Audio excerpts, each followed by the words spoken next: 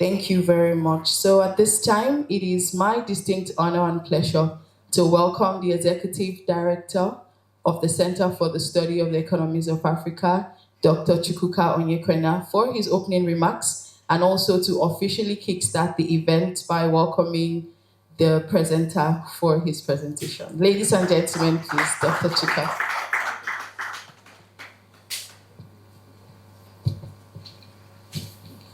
Good morning, ladies and gentlemen. Welcome to CC. CC is an economic think tank. What we do here is to advance evidence-based policymaking. And this is one of our bi-monthly seminar sessions. We try to bring presenters from the academia, think tank community, and related organizations to present their work, and with the hope that it stimulates a dialogue from experts and stakeholders in this room. And today, the topic is called Second Round Effects, Central Bank Credibility, Exchange Rate Devaluation, and Monetary Policy in a Small Open Economy. At some point, I was imagining, is Nigeria really a small open economy? Yeah, and today we have Dr. Jamilu Iliyasu, who is an economist, academic, policy analyst with extensive experience in monetary and financial economics, international economics, and climate change economics. He holds a PhD in economics from Ahmadu Bello University, Zaria, where he earned the prestigious award, the Nigerian Economic Society's Best PhD Thesis Award in 2004 for his innovative work on exchange rate pass-through and monetary policy in Nigeria. He also serves as an adjunct lecturer at MEU Research Unit, Middle East University, Jordan. Jamilu has published over 30 peer-reviewed journal articles in reputable outlets such as Renewable Energy Plus One, Policy Studies, Public Budgeting and Finance, Climate and Development, as well as OPEC Energy Review. His research involves the application of econometric techniques, including Bayesian modeling, quantile regressions, and machine learning. Dr. Iliyasu has held key policy advisory roles in the Kaduna State government, contributing to pension reforms, fiscal planning, and economic development strategy. He also serves as a tutor and e-learning facilitator at the Ahmadu Bello University and Kaduna State University, where he teaches advanced macroeconomics, statistics, and financial systems.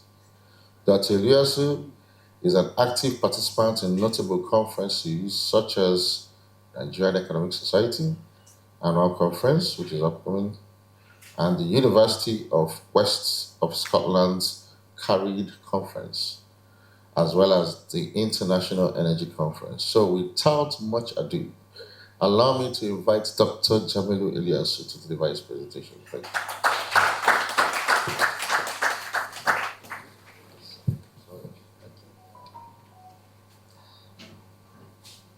you. Good morning, everyone. My name is Dr. Jamilu Iliyasu. I'm here to present a research finding on the topic second round effect, central bank credibility, exchange rate devaluation, and monetary policy in a small open economy. As my guy rightly said, the concept of small open economy is too technical. It's not about the size of the economy in Africa. It's global. So before I delve into the analysis, I would like to give some key motivation as to the reason why I think this study is worth doing. You see, the concept of second-round effect, it looks at how food and energy prices increases versus to the core inflation. Core inflation is supposed to be a measure of long-term inflation. So theoretically, food and energy prices are termed transitory. Changes in food and energy prices will be transitory. But when it becomes very persistent and permanent, it can affect inflation expectation.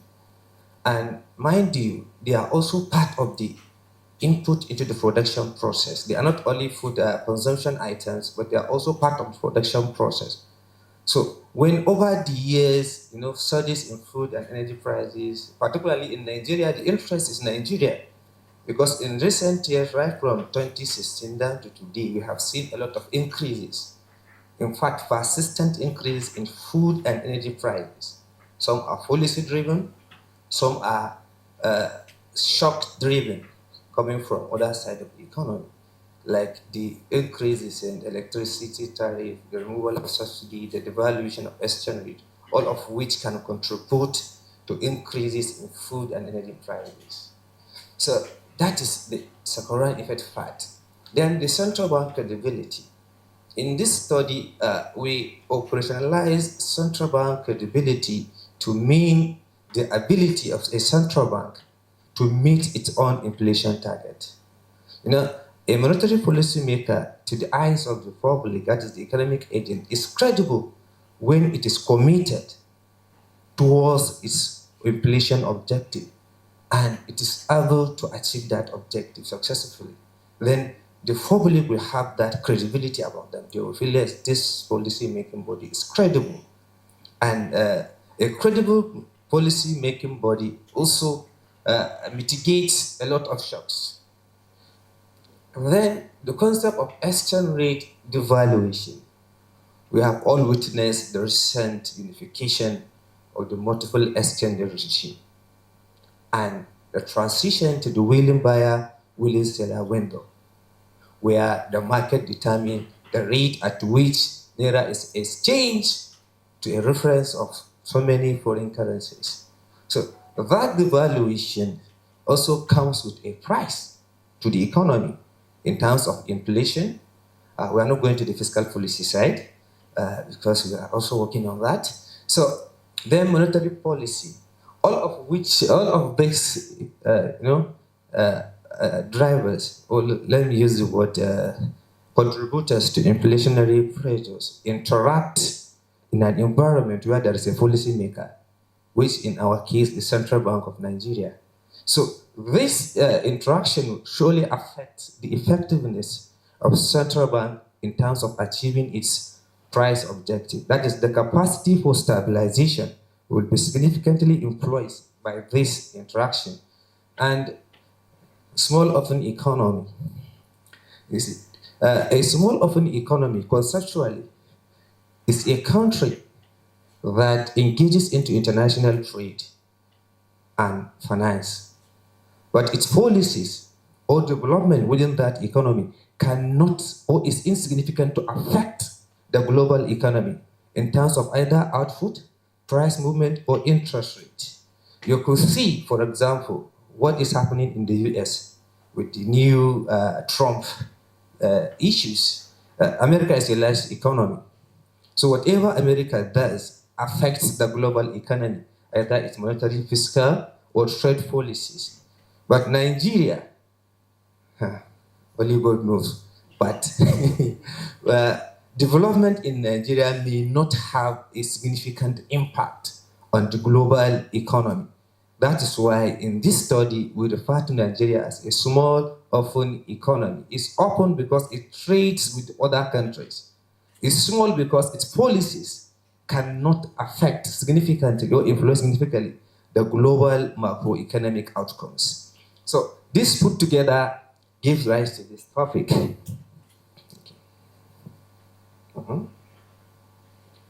How does this thing work? I mean, a real village man.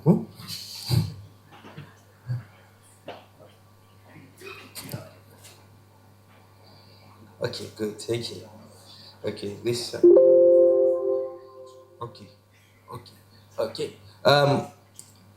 As a matter of convenience, I always start my presentation with conceptual clarification so that we will be on the same page as to what separate effect means in this paper. Are we together? Okay, Sakoran effect. Sakoran effect has two major meaning, but they conceptually mean the same thing. But in terms of methodology, they can mean different things. Sakoran effect occurred in the first instance when the headline inflation fell to revert to the core inflation. What does that mean? It means core inflation being the long-term measure of inflation because it's supposed to be the sticky component of prices, the price of manufactures. Its behavior is supposed to govern the whole inflation process as a long-term measure of inflation trend. So how do we understand or know that at least headline inflation is leaning towards the core inflation? Is when it reverts to it, movement towards the core inflation. But when you observe that headline inflation, which is the aggregate inflation, has failed to lean towards the core inflation, then what it means, something else other than the core inflation is driving the inflationary process. And we have three major components of inflation: the food, the energy, and the core inflation. So they are supposed to drive the behavior of the inflationary process, depending on the fraction of food item, energy, and core inflation in the consumption basket, or rather in the CPI construction. So being the sticky component of inflation, core inflation is supposed to drive the process. But if unfortunately it doesn't, then it means food and energy prices have taken over the inflationary process. Then we have what we call Koran effect. So when you have this incidence, a lot of people have argued that a central bank then should focus on targeting the headline inflation, not the core inflation, as it is done in the advanced climate. In US, UK, they focus so much on the core inflation simply because the fraction of food and energy prices in their consumption bucket is not large. But in most developing countries, the fraction of food and energy is actually large. So that can affect the way we do our policy. Then the second definition is the ability of price setting firms and wage setting level to raise prices and wages, thus the price of other goods and services in response to relative price shock. What does it mean is this: if unfortunately food and energy prices, in this case the retail price, surge, then in response to that increases, the level seek higher wages. Seek higher wages as we are witnessing in Nigeria, the minimum wage case, then that can cause increases in the prices of the core inflation items. This is called Sakoran effect, because what actually triggered the movement is changes in food and energy prices. And why is the labor seeking higher wages? Because of the real income. When food and energy prices move significantly, in a country like ours, where food and energy constitute a significant fraction of our income, then you could see a lot of union coming up to say, no, we need a raise so that we can keep our real income intact. If that happens, we can see Sakoran effect occurs. That is the cost channel. Then the producer also, when food and energy price increases, they are also part of what? Input. So if input costs or the elementary economics, when marginal cost increases, price has to what? Go up. If the elasticity of that product is very low, that means the firm has to bear some while the market bears some. So in that case, we can also refer to that as Sakoran effect, which is the main focus of this study. We are not testing the occurrence, but rather trying to find out by how much the core inflation can move when food and energy prices surge in Nigeria.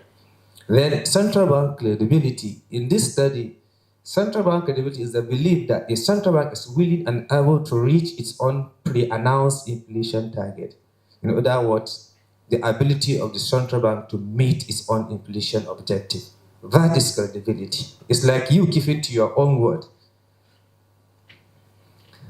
Then, external pass-through, devaluation and external pass-through. I can skip the devaluation because we have all witnessed an episode in Nigeria, which is what the deliberate reduction in the value of the domestic currency relative to a reference foreign currency to make it weaker. That is devaluation in this study. Then we have external pass-through. It is the extent to which changes in exchange rate are transmitted into prices of consumer goods by how much you expect inflation to move following either a depreciation or appreciation of the exchange rate, which is mostly determined by the level of or the import content of the CPI. Then we have the monetary policy, the use of interest instruments such as the short-term interest rate to influence money supply and achieve the primary mandate of what? Price stability. In some other climes, monetary policy can also include output stability, where you have a dual mandate monetary policy framework.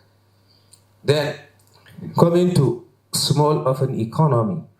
Small open economy is a country that engages in international trade and financial transaction, but cannot influence output prices and interest rate globally. What are the motivation for this study? Because every study should have a motivation, as I have mentioned earlier.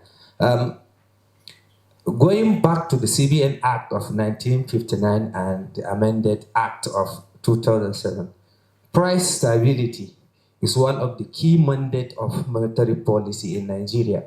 So anything that contributes to inflationary pressure could be an enemy to achieving price stability.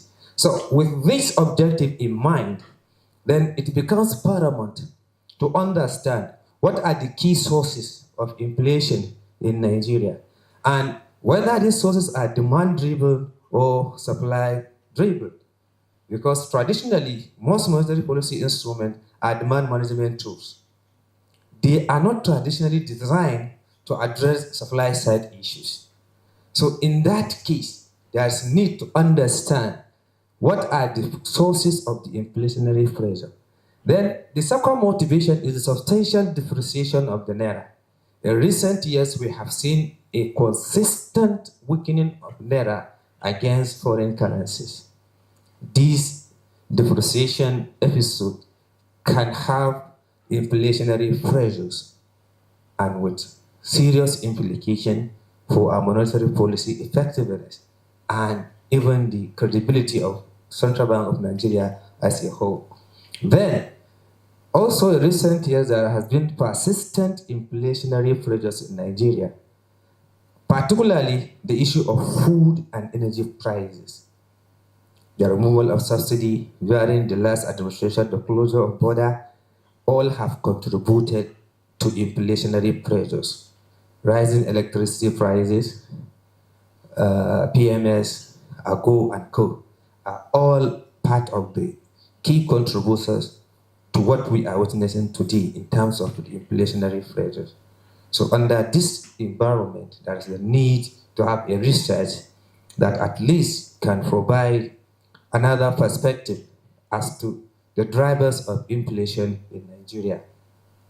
Then, some empirical studies like that of Bauer 2020 and Iliyasu and Sanusi 2024 have established evidence that there is large and persistent stock-around effect in Nigeria, meaning that food and energy prices may have taken over the inflationary process in recent years. And if I could remember correctly, Jamilu and Sanusi came up with, I think, 4% and 5% stock-around effect for food and energy prices. Given this evidence of stock-around effect, then it becomes an important issue for policy to understand how can we address this. It's a problem. So can we at least mitigate the severity of the problem? Why? Because of the potential impairment of CBN stabilization. Under high cycle run effect, CBN's capacity for stabilization can be greatly undermined. So its credibility. Now that Nigeria has transitioned into a new inflation regime under a fully operational cycle run effect, as established by these two studies, and this current one also have confirmed that existence, then it becomes very important to understand what are the challenges that the new regime is likely to face from the angle of Saharan, that is food and energy prices. Mind you, inflation targeting is also assumed to be a more credible inflation monetary policy regime, and it has its theoretical base in Taylor's hypothesis, where he argued that a more credible monetary policy regime is able to mitigate the impact of shocks and also reduce the pricing power of firms. That is, the ability of firms to change prices frequently is reduced. We all witnessed what happened within the 2 years of the subsidy removal. You go to the market today, they will tell you this is 5 naira. You go out tomorrow, 10 naira. Sometimes they even have to call their wholesalers to say, Oga, how much is price today? Before he can even tell you the price. That is price uncertainty. So if you have an inflation targeted regime that is credible and aggressive towards inflation, you can minimize inflation uncertainty. But the question is the tool that is used under the regime effective to address the lingering inflationary pressure? The question is, if there is a run effect, you have to go beyond demand management policies. You have to look into supply side policies, because they could also be the key contributor to the inflationary pressure. Okay? Therefore, given this motivation, the aim of this study is to examine the combined impact of external movement, impliedly the devaluation exercise, monetary policy, and central bank credibility on the severity of the spillover effect of food and energy prices, which will be used interchangeably, either food and energy or relative prices. They mean literally the same in this study. Okay, some conceptual measurement issues. I could see the room has both economists and non-economists. So there is need for us to understand these conceptual issues. The key conceptual issues are the second effect, external pass-through, central bank credibility, and monetary policy. The reason for including the external pass-through is because of the valuation impact. We have already defined what second effect is, or conceptualized it in this study, which is how or by how much the core inflation moves or increases following an increase in either food or energy prices. And then, a curious mind should ask, all this exercise, this research about second effect, what are the uses? If you get a particular value, let's say for example, 2%, what does that mean? It has a lot of applications. One of the applications is, once you discover an evidence of the occurrence of second effect, then it determines which of the price indices or index should a monetary policy target. The work of Aoyeki has provided that answer, that in the absence of the second effect, you test and you discover the second effect do not exist. Then what it means, shocks to food and energy prices are transitory. And you know monetary policy don't respond to transitory shocks because you cannot hit a moving target. It's transitory. it has to be permanent and very slow sometimes so that you can hit it because of lags that is involved in policy. So in a situation where you have failed to establish evidence of existence or occurrence of the Quran effect, then the policy advice is for that particular economy to focus on targeting core inflation. Why? Because it is the most stable component of inflation. And unfortunately, the work of Aoki, all the assumptions are based on advanced economies. Only a small fraction of the CPI is devoted to food and energy. But other studies have established that the occurrence of the Quran effect means that the central bank should target headline inflation that includes both food, energy, and the core inflation itself. It's like a holistic approach, which is the one practiced in Nigeria and in most developing countries. Then, another importance of estimate of the Quran effect is it tells you the burden of the effect of relative price increase. Who bears the burden? Who bears the burden? If the Quran effect is large, it means the consumer is actually bearing the burden. If it is very low, it means a component of it is being borne by the producer, depending on the elasticity of demand for the product. If the demand is inelastic, as the price of input and wages increases, the guy will just say, you guys take the increase. For the non-economists, I hope you have understood the thing. Okay, so he pushes the burden to the consumer. But when his product has elastic demand, depending on the value, then a portion of it is borne by the producer, which will mean his profit reduces.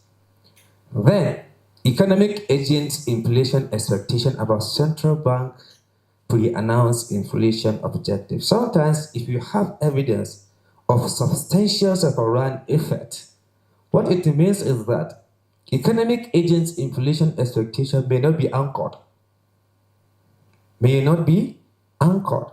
It can be significantly influenced, and they will keep expecting inflation to go up because traditionally food and energy prices shouldn't have impact on the core inflation because they are transitory. But having an estimate or a response from the core inflation side, it signifies that such changes are no longer transitory, they are becoming permanent. So if changes are permanent and the consumer also perceives them as permanent, that will affect the way he expects, or let's say forecasts, inflation in the future. So whatever the central bank announces as its policy objective, consumer will say, oh, don't mind them. It's not gonna happen. We have seen that in recent years. The policy the inflation target has been reviewed upward, right? But what happened? Still, the market has different expectation. So it actually tells a lot about inflation expectation. Then the extent of relative price impairment of central bank credibility in an economy where there is significant, that is substantial rise of the Quran effect.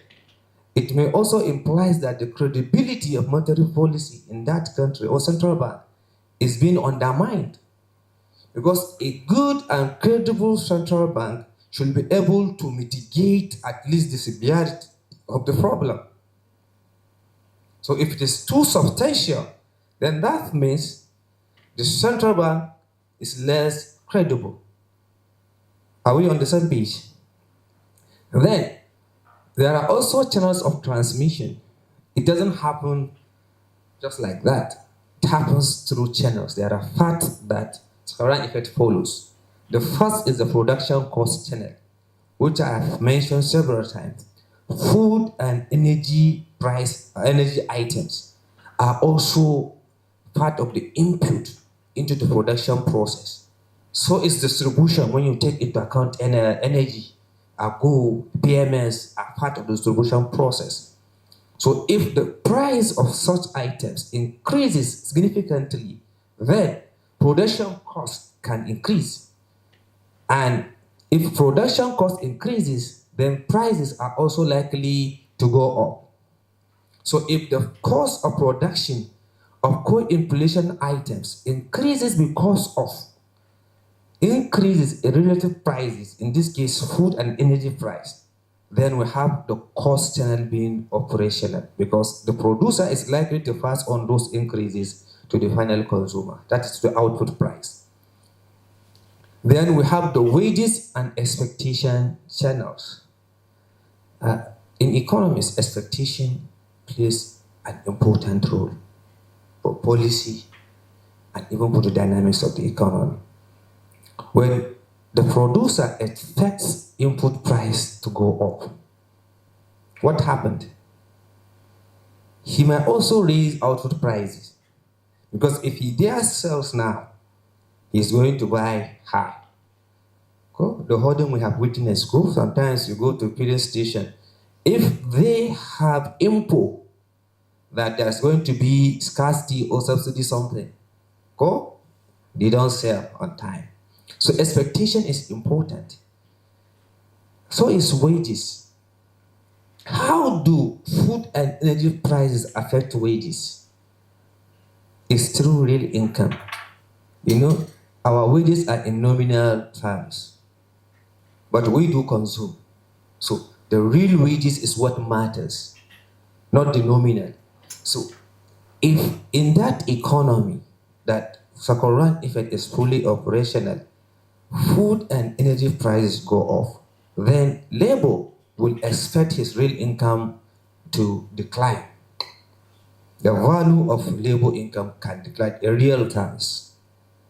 You need an insurance. You need to safeguard that, at least make it remain intact. So they will begin to push for increases. The minimum wage debate, the living wage debate, all are attempts to make sure that real income is intact. So wages and expectations are another channel through which circle-run effect affects the core inflation. Then we have the aggregate demand channel. As I mentioned, the theory of demand and supply stipulates that when the marginal cost goes up, right, the supply curve will shift to the left at a lower output and a higher price, which will also affect the aggregate demand through what? Wages. If price go down, if there is no market for your product, you retrench, you reduce your staffing capacity, which will affect their income. If that happens, then their purchasing power declines. The aggregate demand will now shrink. So this is another channel through which correct effect affects the core inflation. Then we have the determinants. We have channels via which they operate. But what are the key factors that can amplify or mitigate the severity of the problem? These are what I call the determinants. They affect by how much the core inflation move following either shock to food or energy price. Then we have the central bank credibility. In an environment where central bank is highly credible, current effect tends not to exist or at least tends to be very low. In the US, in the 70s, you know, the 70s informed so many policy modeling, right? The stagflation of 1970s. They also have issues with the current effect there. Most advanced countries in the 70s. But after that, the transition to inflation targeted regime, which the term the most credible framework then, was able to mitigate the severity of the problem, coupled with other policies, because it's not only the transition that mitigate the impact, but other policies were in place. Most of the literature on second-run effect, if you study them, you discover that they will tell you is time varying in most advanced countries. That between 1960s, early 70s, or early 80s, sorry, the impact is larger, but it has become relatively muted in recent years. So some of them have actually linked that reduction in severity to inflation targeted regime. Then the proportion of food and energy items in the consumption basket. One of the key determinants of Sokoran effect is how much of your consumption basket is allocated to food and energy. If food and energy items are actually small part of the consumption bucket, then forget, you don't have support. You may not even have issue with the Sokoran effect. Because for that to happen, it has to be large and significant to trigger any union demand for higher wages or able to affect cost of production. So then labor market characteristics is one thing to have your real wages or income being affected by Sakoran effect. It's another thing to have the ability to seek for higher wages. So where there is unionization and bargaining power by the labor, then you could see Sakoran effect becoming very large. Because the moment food price move, then they will now say wage indexation, right?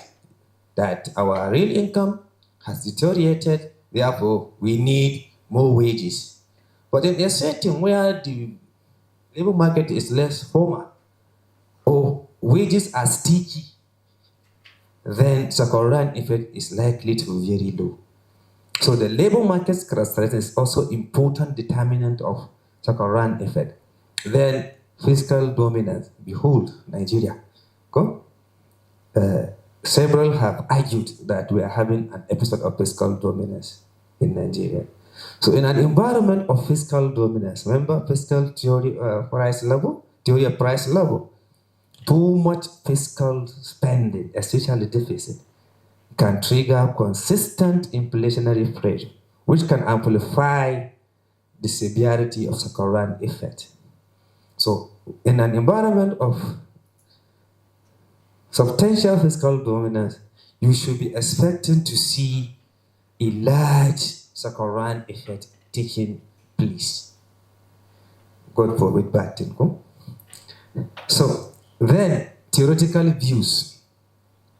There are two key theoretical views relating to the issue of Sakoran effect. What they call the standard view and the modified view. The standard view is actually championed by the work of Aoki, Bodestein, and then Plante. This view is nothing but that issue of price index, that a central bank should not focus on food and energy prices, meaning that they should overlook them, ignore them, focus on the sticky component of inflation, which is the core inflation component. Why? Because changes in food and energy prices are transitory. They are never permanent. Therefore, do not care about them. They will naturally disappear. So these guys actually champion the focus of monetary policy on the core inflation. There are other stories. Then the modified view. Arnott and Prasad, especially in India, most of these two studies are on India. They are theoretical works, but they were able to bring in some futures that is akin to developing countries. In the other studies, there was no mention of market prediction, credit constraint and non-credit constraint, consumers, informality. All those things were not taken into account. But we know in most developing countries, informal sector is a key part of the economy. So is also some consumers are credit constrained. They don't have access to financial market. Even if you have account, you may not get credit. It's one thing to be financially included. It's another thing to have access. Well, the credit, especially at this current rate. So these guys augmented the Aoki and Planté model to include some features of developing economies. Then they came up with a different finding that look, under the presence of high share of food and energy prices, then focusing on core inflation is counterproductive. It raises output volatility and do not lead to achievement of the inflation target. Rather, you focus on the headline inflation, which is the holistic component. It includes both the food, energy, and the core component. Then you are good to go. Okay. Central bank credibility, which is another important concept. Several researchers have provided definitions, which I have summarized the meaning. Just the ability of a central bank to meet or to achieve its inflation target. But the key to this section is this equation. How do we measure credibility? We have defined it as the ability of a central bank to achieve its inflation target. Then how do we measure it? The simple way to measure it is to take if this is the current inflation, right? And this is the target. Then the deviation of inflation from its target, right, measures how much the central bank was able to, or the extent to which central bank was able to achieve that objective. Then they use a quadratic loss function so that there will be equal penalty when inflation goes beyond its target or it was below its target. Because if you have a target of, let's say, 9%, anything below 9, your target has not been met. Anything above 9, the target has not been met. So the work of this quadratic, the square, is to provide equal penalty below and above the target. So actually what this index measures is, when it goes up, it is showing lack of what? Credibility. Because the central bank is not what? Achieving the target. But if the inflation target and the actual inflation are the same, the index will be 0. So target has been achieved. So in this study, for methodological purpose, we adopt this definition of credibility. It's nothing but the squared deviation of inflation from target. Therefore, an increase in the index in this study signifies an impairment to the credibility. Any shock that causes increase in the index actually is impairing credibility. Then there is also this credibility hypothesis that Evans put forward in 2011. The first is the weak central bank credibility hypothesis, which posits that if relative prices significantly affect actual inflation and policy responses are insufficient, inflation should increase following a rise in relative prices. What is he saying? That look, in the presence of persistent increase in relative prices, and at the same time the central bank is responding, but inflation is still what? Rising. Then we have what? A weak credibility. Simply because what it means is that despite the policy response, prices still what? Increase. So the central bank is still weak in terms of what? Its credibility. Because a good policy response should be able to rein in inflation and tame the inflationary pressures. But policy rate is going up, but inflation is still rising. Then there is a disconnect. Something is wrong else somewhere. That is what Evans is trying to describe as a weak credibility. Maybe the market do not buy that way. Do not believe or trust that policymaker. So they are just doing it on paper. Market will continue to believe what it wants to believe. because that trust, that credibility might have been what? Undermined over the years. Where a policymaker will come out, speak, the market will not listen. That is why, as a policymaker, it's not good to cheat the market. Then Evans also described a strong central bank credibility hypothesis. In this case, relative prices significantly impact inflation, and central bank monetary policy responses are adequate.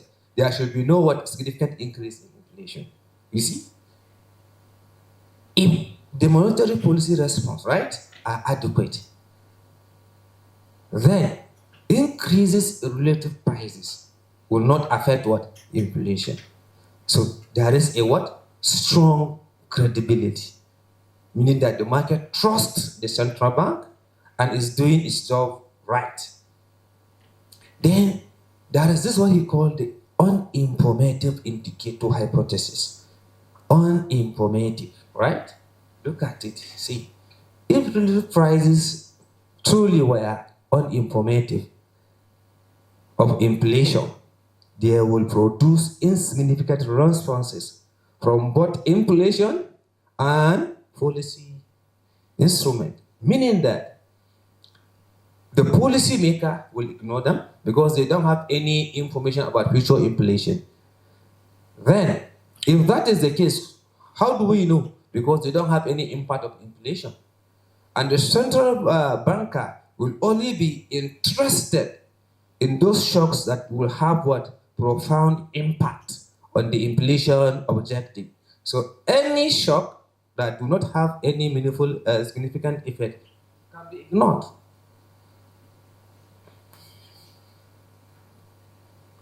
Okay. So the conceptual framework for the study. Given all those interactions, we were able to come up with a conceptual framework to describe the process of the second effect and how it affects central bank monetary policy and credibility. So it starts here that relative price, this is supply side and exchange rate shock. When any of this happen, first we have the direct impact. Relative prices affect food and energy prices directly. Then food and energy prices are part of the headline inflation. So it goes like this. Relative price or exchange rate shocks affect, I shouldn't be touching it, right? Okay, so relative prices affect the food, then the food and energy prices are part of the inflation, headline inflation construction. So it goes there directly. That we can also have an impact. Exchange rate can also directly affect core inflation, directly, because there is an imported component in that basket. Then if it happens like that, then it affects the core, then the core directly affects the headline. So exchange rate causes movement in core inflation, then the headline inflation moves based on the weight given to core inflation in the construction of the index, which will affect monetary policy. But we have another indirect channel via which these changes in relative prices, supply side shock, or exchange rate can affect the core inflation and the headline inflation. This is the indirect channel via food and energy prices. If the changes in relative prices affect food and energy, then wages, input costs, and expectation can change, which will have a second-round effect on core inflation. Then via that, we have impact on the inflation objective. So core inflation will have double impact. One coming directly from the shock, another one coming indirectly via food and energy price, the wage, input costs, and expectation towards then core inflation, then to headline inflation. So we are at this stage now. We have, this is the first round impact of the relative price. We have headline inflation and the inflation objective. Then that will affect by how much inflation moves. or by how much the inflation deviates from its objective affect how the central bank monetary policy will respond. It also affects the credibility of the central bank. If there is persistent deviation of inflation from its objective, then monetary policy will have challenge in achieving price stability, and that can undermine the credibility, central bank credibility, if it happens over and over and over. However, these are also responses that will also feed back to the channels. If central bank respond to a particular policy, assuming it became aggressive, that will affect the severity of the second-round effect, and at the same time, it will affect food and energy prices. Then it will then feed back to inflation, then back to monetary policy. Then the thing loop becomes a cycle, or what we call like a mutually reinforcing cycle. So this is the conceptual framework for understanding the interaction of the second-round effect, monetary policy, and central bank credibility in Nigeria. Okay, some theoretical models of second-round effect. This is economics, so we have to have models. One of this Rouge and then Rouge again, 2016, a very nice work on second-round effect on South Africa. I came up with this sticky Phillips cup. This is the core inflation. If you hear theoretically it says the sticky component of inflation, they are referring to core inflation. Then the flexible part is the food and energy price component. So S is the sticky, you see, and this is what the relative price. So this is expected inflation, the lack of inflation to measure inertia. So, so the sticky part of inflation, this is the food or the flexible part of inflation. It can be either food or energy. So you could see it has a positive impact on inflation. So what Rouge is trying to show is that increases in food and energy prices in an economy that, like that of South Africa, can actually have inflationary impact. Remember, even in the normal Phillips curve, energy is part of the Phillips curve, but later they use output curve to replace it because of ease of measurement. So it's still consistent. Then he came up with this empirical model. This is like a typical bar model. You have the lags and then you have other controls that show us the dynamics of the inflationary process in the presence of second-round effect. Then Giorgio also developed a model to understand central bank credibility. How does he do it? He looked at commodity price shocks, which are also relative prices.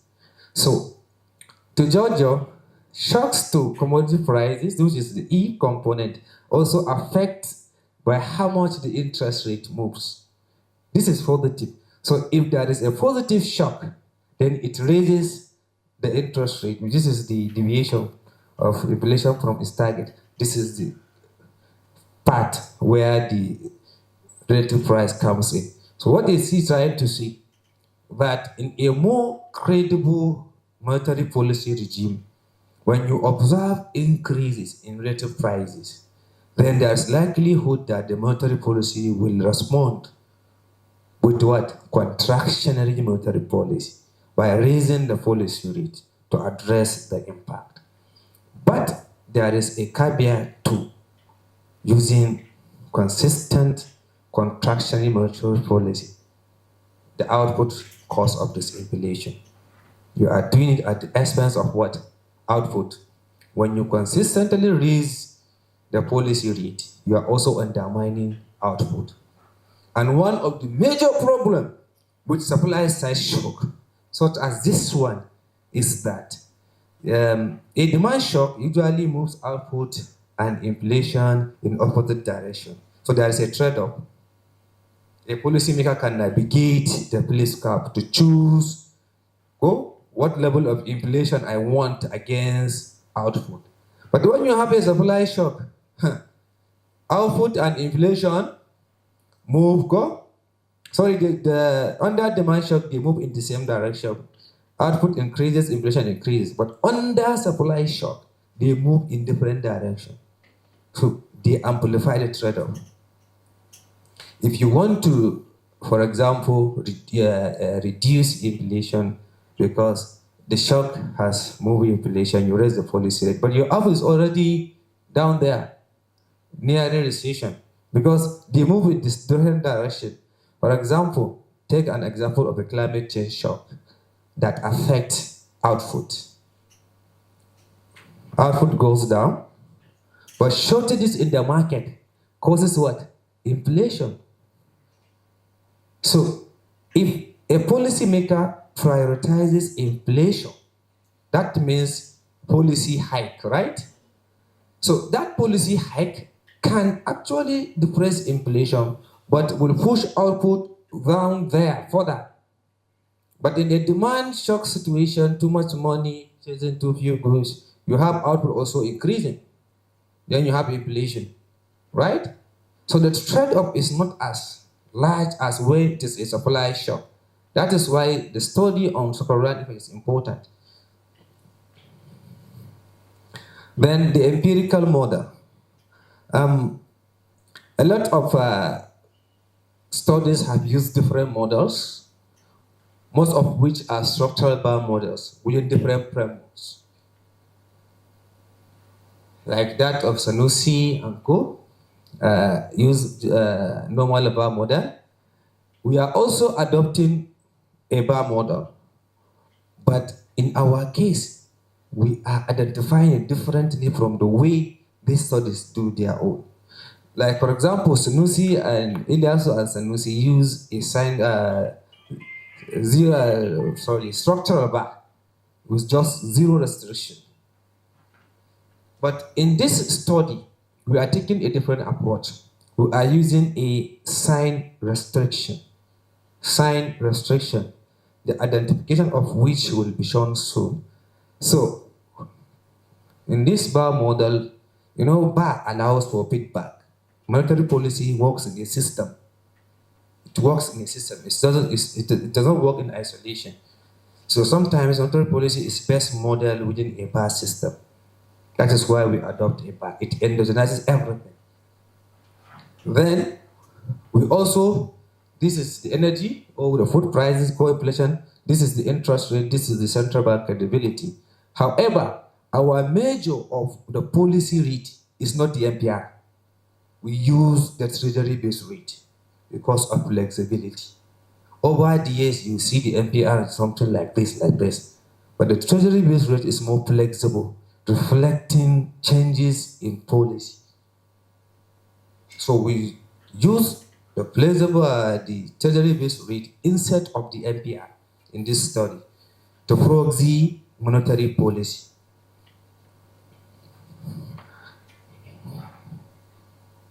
This is the identification. For us to develop different scenarios to understand how, in the presence of credible monetary policy, strong currency, and credible central bank and aggressive monetary policy, that is contraction monetary policy, how can the second-order effect evolve? What will be the magnitude? We have to use a sign restriction. Sign restriction is nothing but allowing you to impose restrictions on the impulse response that mimics a particular environment you have at heart you want to model. How do we do it? In the first scenario, first of all, we impose restriction for 4 months. It's a bar model, it's a monthly data. So each horizon represents a month. What do I mean by we impose restriction for 4 months?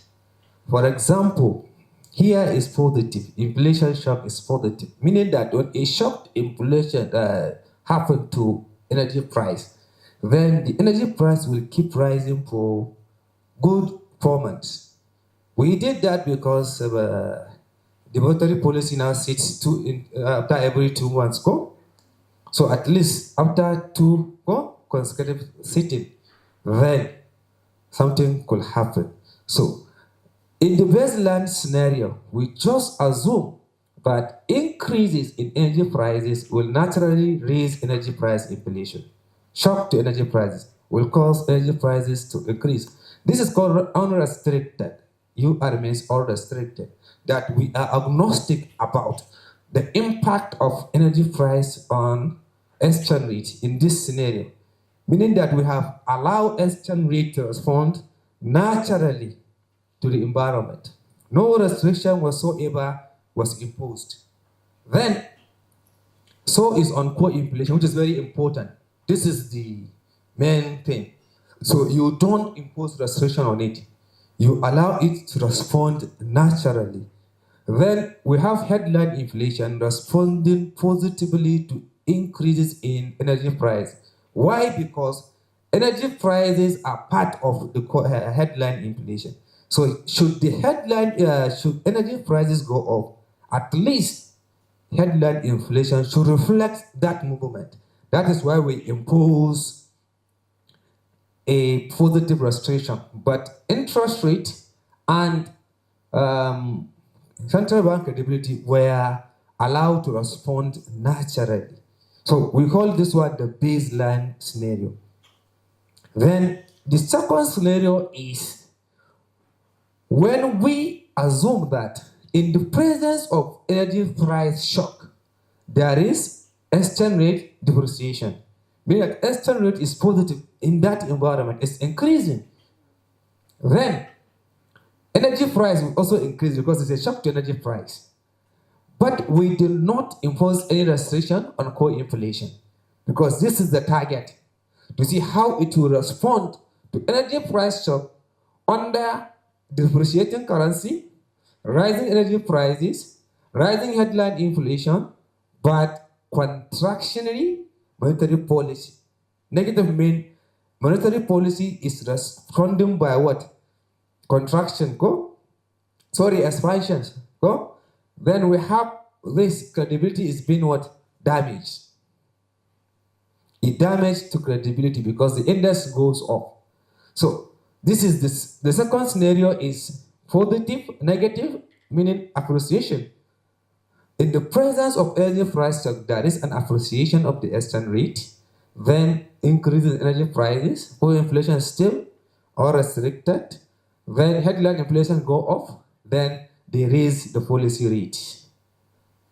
Are we on the same page? If they raise the policy rate, it means contractionary monetary policy tightening. Then we have improvement in credibility because this means that the index is going down. Then we have three scenarios. One is the normal environment, where most of the variables are allowed to respond naturally. Then the second scenario is a scenario of weak credibility because it increases decrease in policy rate, right? Loose monetary policy. Then headline inflation also goes up. There is inflationary environment. Then energy also goes up. Then the third scenario is strong currency. There is appreciation of the naira, although energy prices are still rising. Then core inflation is unrestricted. Headline inflation moves, but interest rate increases. Then credibility is strong. So this identification, the same was applied to food price scenario. This is energy price. So it's like one-on-one mapping with energy food here. So this is the identification method used. It is called a sign restriction way of identifying a bar model. We also have zero and sign restriction put together. So what are the key findings of this study? First of all, for us to discuss supply run effect, we need to establish whether it exists or not. before we can see how can we address it. So this is the impulse response. You can see from table 2. This is the core inflation component. Increases or shocks to energy prices raises the core inflation for over at least 17 months before also increasing here. This is the major target.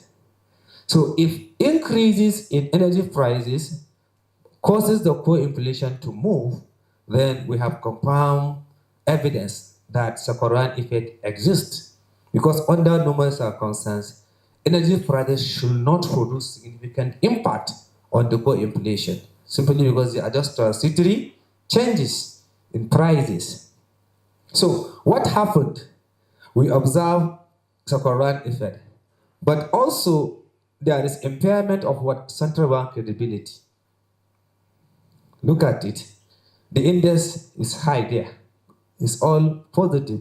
Although we impose restriction, although sorry, it's not restricted, so it affects central bank credibility, meaning that if increases in food and energy prices, price here becomes persistent and large, they can affect the ability of central bank to achieve its inflation target. We are all witness to that, right? Then, what is the implication?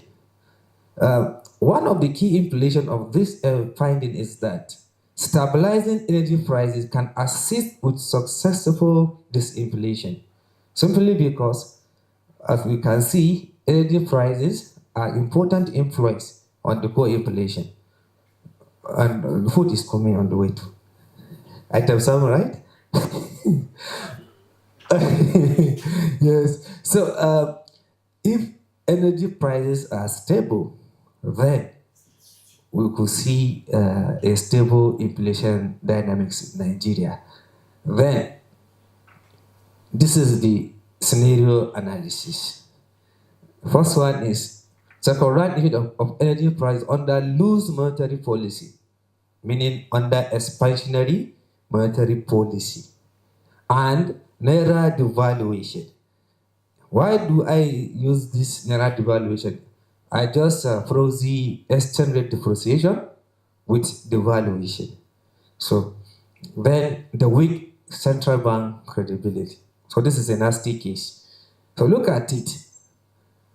A 1% increase in energy prices will lead to about 3.3% rise, second effect, within the first year of impact. This is high, this is substantial. Then, after 3 years, it will reach 3.53%. But the counterfactual, which is the scenario we have created, to see under loose monetary policy, this is the baseline. The first result is for the baseline.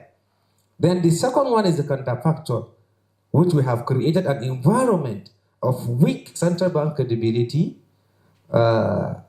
expansionary monetary policy, and exchange rate devaluation. That is depreciating currency. Look at the size of the second effect. It's 4.1. From 3.3, it has moved to 4.1. Then after the third year, it reaches 6.56%. Because of what? The combination of devaluation, weak monetary policy credibility, and at the same time, an accommodative monetary policy. You accommodate, you keep lowering the rate for them, So that it is expected. Something will happen. So a little mathematics shows that this represents an 80% increase. Meaning that Sakura even almost double under this poor policy environment. Then the second part of the analysis is we have considered a very poor environment of weak kaza. What if there is a strong currency? There is monetary tightening, and this is supposed to be a strong credibility. This one is a mistake. You see it here? So it's supposed to be a strong credibility, meaning that there is a credible central bank, there is monetary policy tightening, and currency appreciation. Then we have this. The second effect is what? 3.3. It's now reduced to what? 2.56. Then from where it is 3.53 to 2.57. Meaning that in an environment where there is a strong monetary policy or central bank credibility, monetary tightening, and strong currency, the severity of the current effect is what? Mitigated. This is policy, right? But if you are able to achieve this thing, you can actually reduce the magnitude of the impact. Then look at it. How much? By how much? 21%. The severity can be reduced by 21%. Then, the item 7 part. Okay. So secondary effect of food and energy prices. We have considered secondary effect of energy, now food, right? The ogagongo. So look at it. Also following a shock to food prices, the core inflation still increases. Then an econometrician will say, why is the impulse response still increasing? Because I have decided to report only the 60. When you go beyond that, it actually stabilizes. Are we there? You know, one of the key demand or one of the key requirements for a biomodel, it has to be stable. All the things have to be within the unit cycle. Are we on the same side?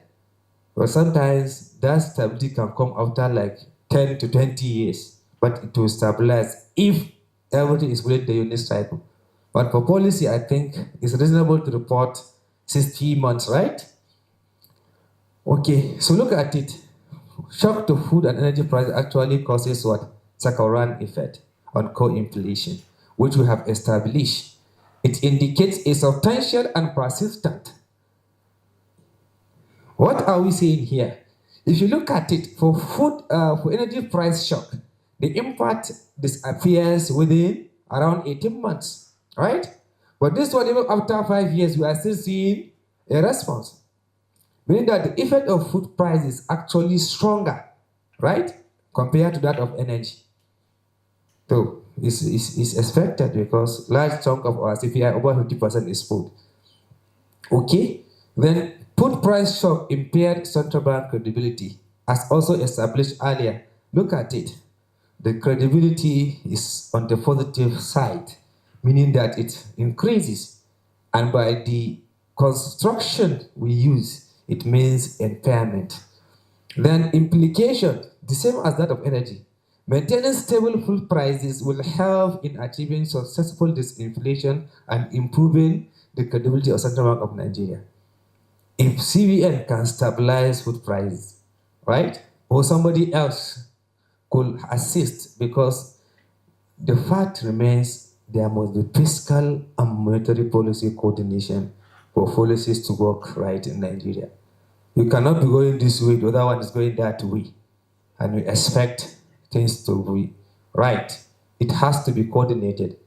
But even with that, the independence of central bank has to be preserved. Okay. Then findings. Under weak condition, you could see that this is the first, the Sakurani rate is 5.6, but under the counterfactual go is 6.4.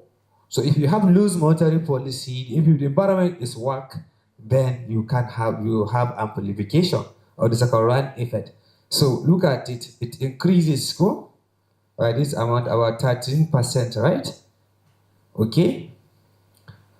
But look at it here. This is the interesting part. This one is light, very light to go, but it reduces later on. Okay. So again, let me just go to the mitigation part. You see by how much, right? A good policy environment reduces the severity, 40%. A very good policy reduces the severity by 40%. I think it's good. Go on. It's worthwhile. Okay, conclusion. So what are the key conclusions from this study? Because we conclude that while second-run effect was found to be substantial, meaning large, right? And can explain some of the difficulty of the CBN in meeting its what inflation objective.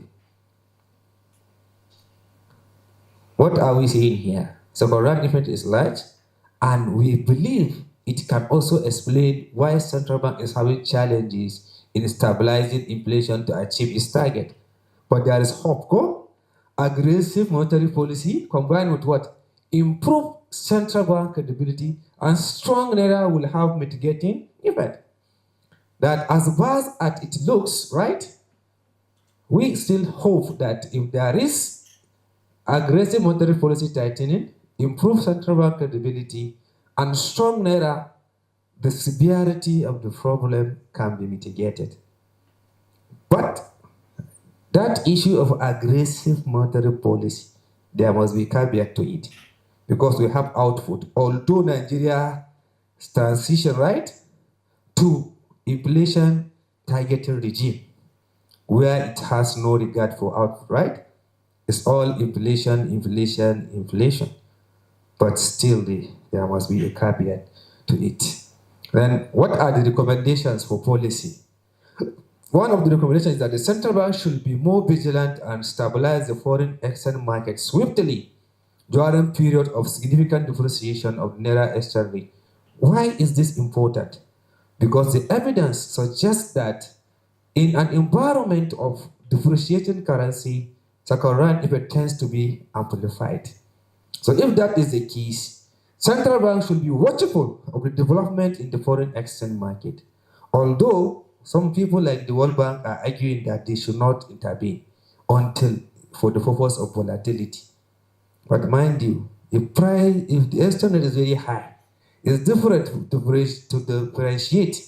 It's difficult to differentiate which is which because higher prices also comes with volatility. So the issue of defending the level or smoothing volatility is a difficult one. Are we on the same page?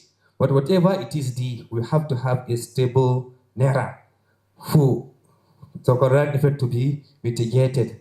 Then it also may be optimal for monetary policy to continue to respond to increase in food and energy prices to bring down the seemingly sticky inflation. Sticky inflation here, the core inflation down towards its what implicit target band. Then the demand side monetary policy will have to be complemented with what? Appropriate supply side policies that bring down what the cost of food and energy items to successfully bring down inflation and reduce the severity of resource reallocation associated with the thing. Because the current effect also causes resource reallocation. Then central bank should employ a cautious, right, but aggressive, right? They have to do it with caution because it has another side. Monetary policy tightening as one way of mitigating the corona effect in Nigeria. Then CBN should shift, right, towards a more credible framework. Why this? Because we have established that a strong central bank credibility can be a potent tool of mitigating second-run effect. So in that case, they should transition, which they have already did, right, to inflation targeted regime. But you have to be gradual in whatever you do so that you will not create further wahala. Which effectively anchors inflation expectation, achieves inflation objective, and reduce the impact of what? The second-run effect in Nigeria. So thank you for listening.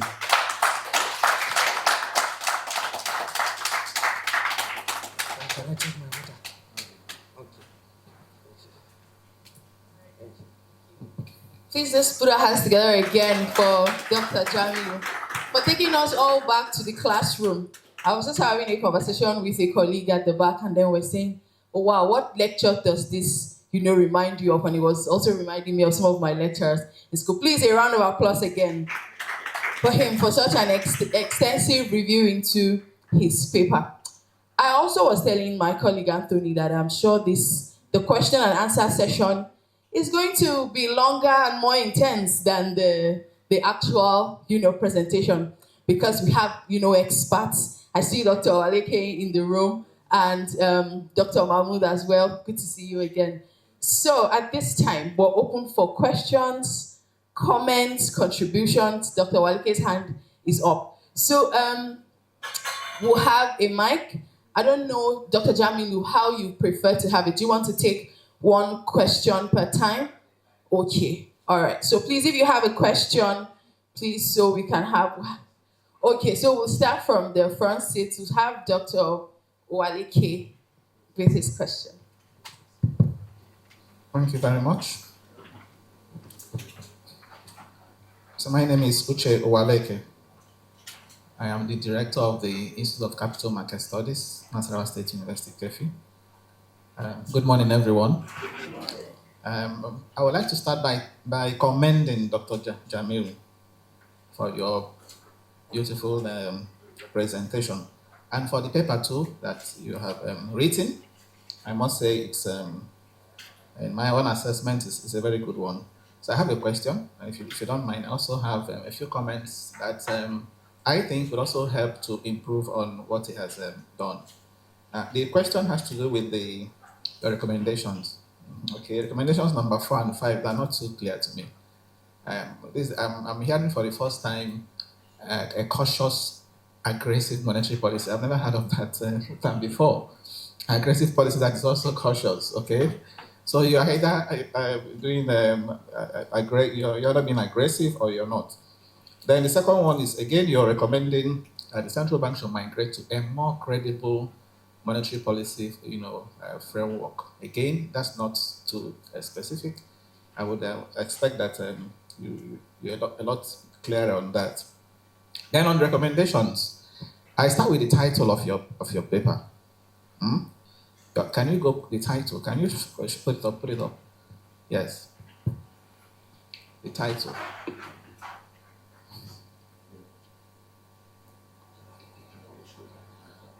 Okay, the title, there is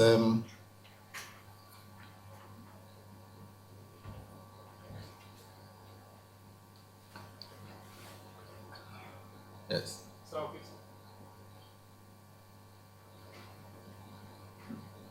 Okay, beautiful. So two issues here. One, again, for me, a more technical term to exchange rate devaluation is currency devaluation.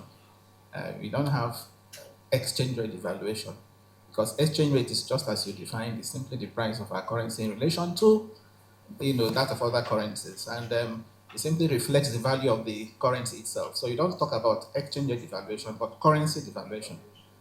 The second thing is if I look at the title, I should be able to get to the boundary, the study boundary. It should be able to be clear to me. So when you say in a small open economy, now the impression is that if I get the conclusion from this study, okay, it should also apply to some other open economies, like Ghana, for example, Egypt, for example. And I also know that there are central banks, and I've had the privilege of visiting them, okay, don't have the same, even in terms of independence, instrument independence. You can't compare Nigeria with, say, Egypt, for example, because instrument independence will also have something to do with central bank's credibility. So I would prefer, since you used treasury bills, okay, here, and you are discussing Nigeria here, why don't you hit the nail and say you are talking about Nigeria? Okay, so that's taken. Then the other one is to do with your research design.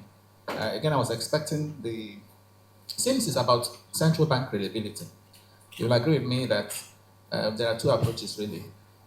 Again, you mentioned when you were talking, you said credibility has to do. You first of all started by saying is the extent to which economic agents, okay, whether they're household or firms, to which they believe that central bank will achieve its monetary policy objective.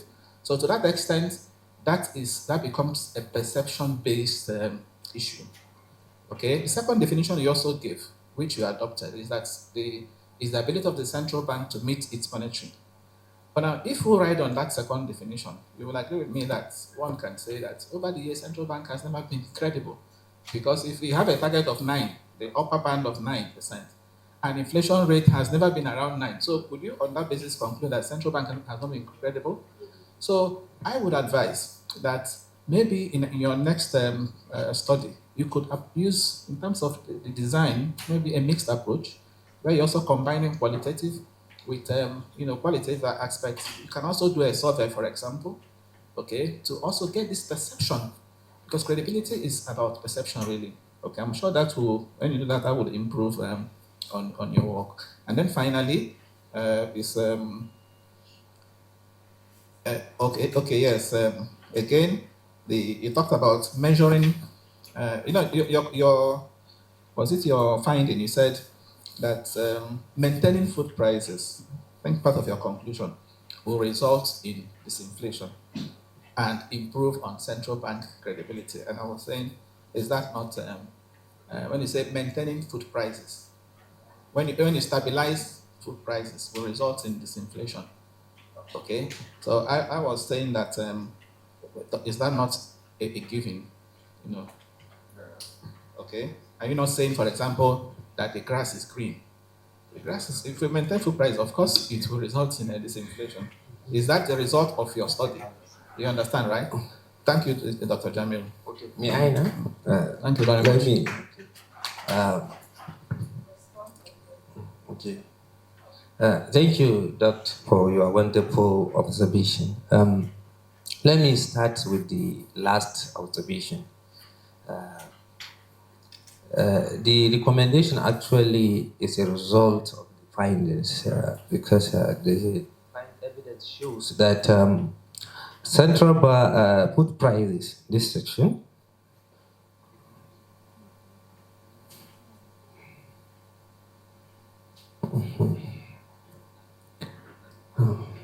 okay, sorry. That's the graph now. Raises the index which will affect the central bank credibility. And at the same time, they do have Sakoran effect. Mind you, the key aspect of research is the Sakoran effect. So if you are able to minimize them, that is why we call it Sakoran effect. They first have direct impact from the conceptual framework on the CPI, being part of the construction. But indirectly, through expectation, cost of production channels, and what have you, they also affect the core inflation, which also translate back to the headline inflation. So it's like hitting two targets with one stone. If you stabilize food prices, you are not only stabilizing the headline inflation, you are also stabilizing some movement or fluctuation in the core inflation. So that recommendation came from that angle, that if you are able to stabilize the food prices, you can also at the same time achieve a more stable headline inflation that will translate into stable, a more stable core inflation that will translate into a more stable headline inflation. Then you also mentioned the issue of a cautious, aggressive monetary policy. Yes, this thing has been debated a lot. Yes. By cautious, what the research is trying to say is this. You are going to be aggressive, that is monetary policy tightening, right? But you should have it at the back of your mind that there is an output cost to that tightening. So you should be careful.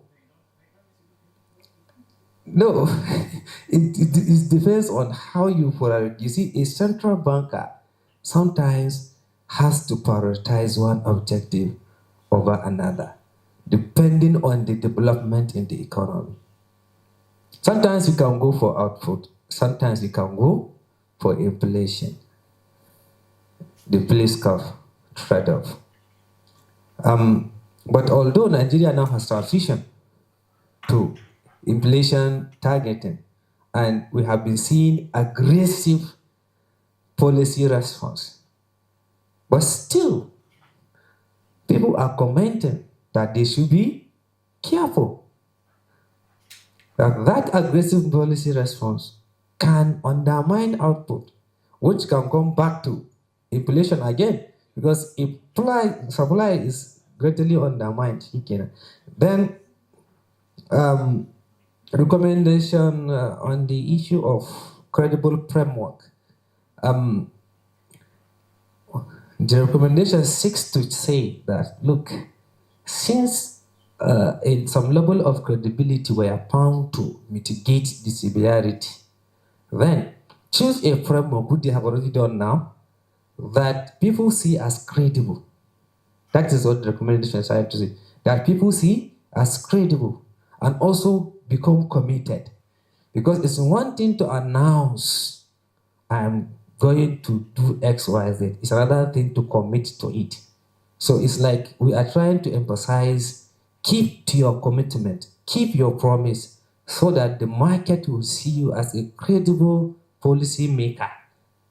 That alone is a good policy. I think the rest I will take note of them, sir. Thank you.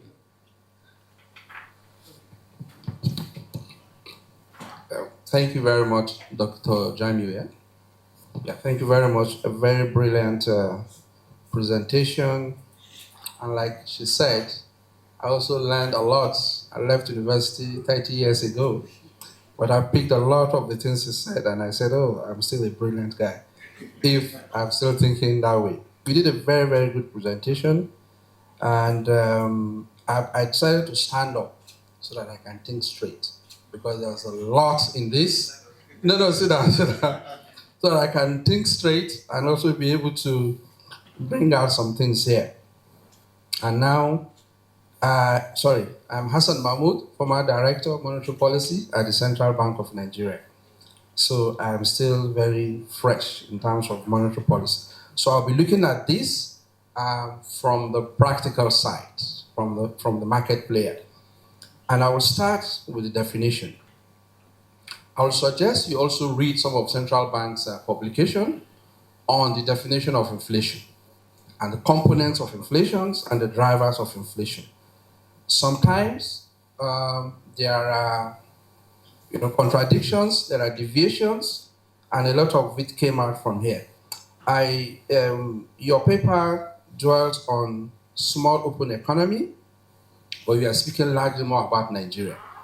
So the paper could apply in so many places to some small open economy, but not to Nigeria. But my concentration will be on Nigeria, so that this will be useful for monetary policy makers.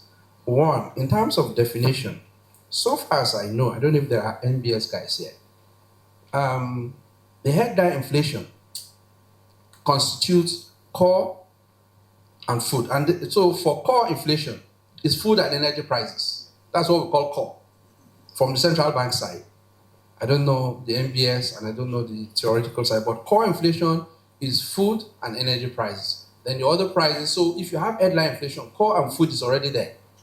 So central bank, and I also come to whether central bank is studying inflation or not. But what central bank is looking at in terms of monetary policy is the headline inflation with core, food and energy prices embedded in that. That is one.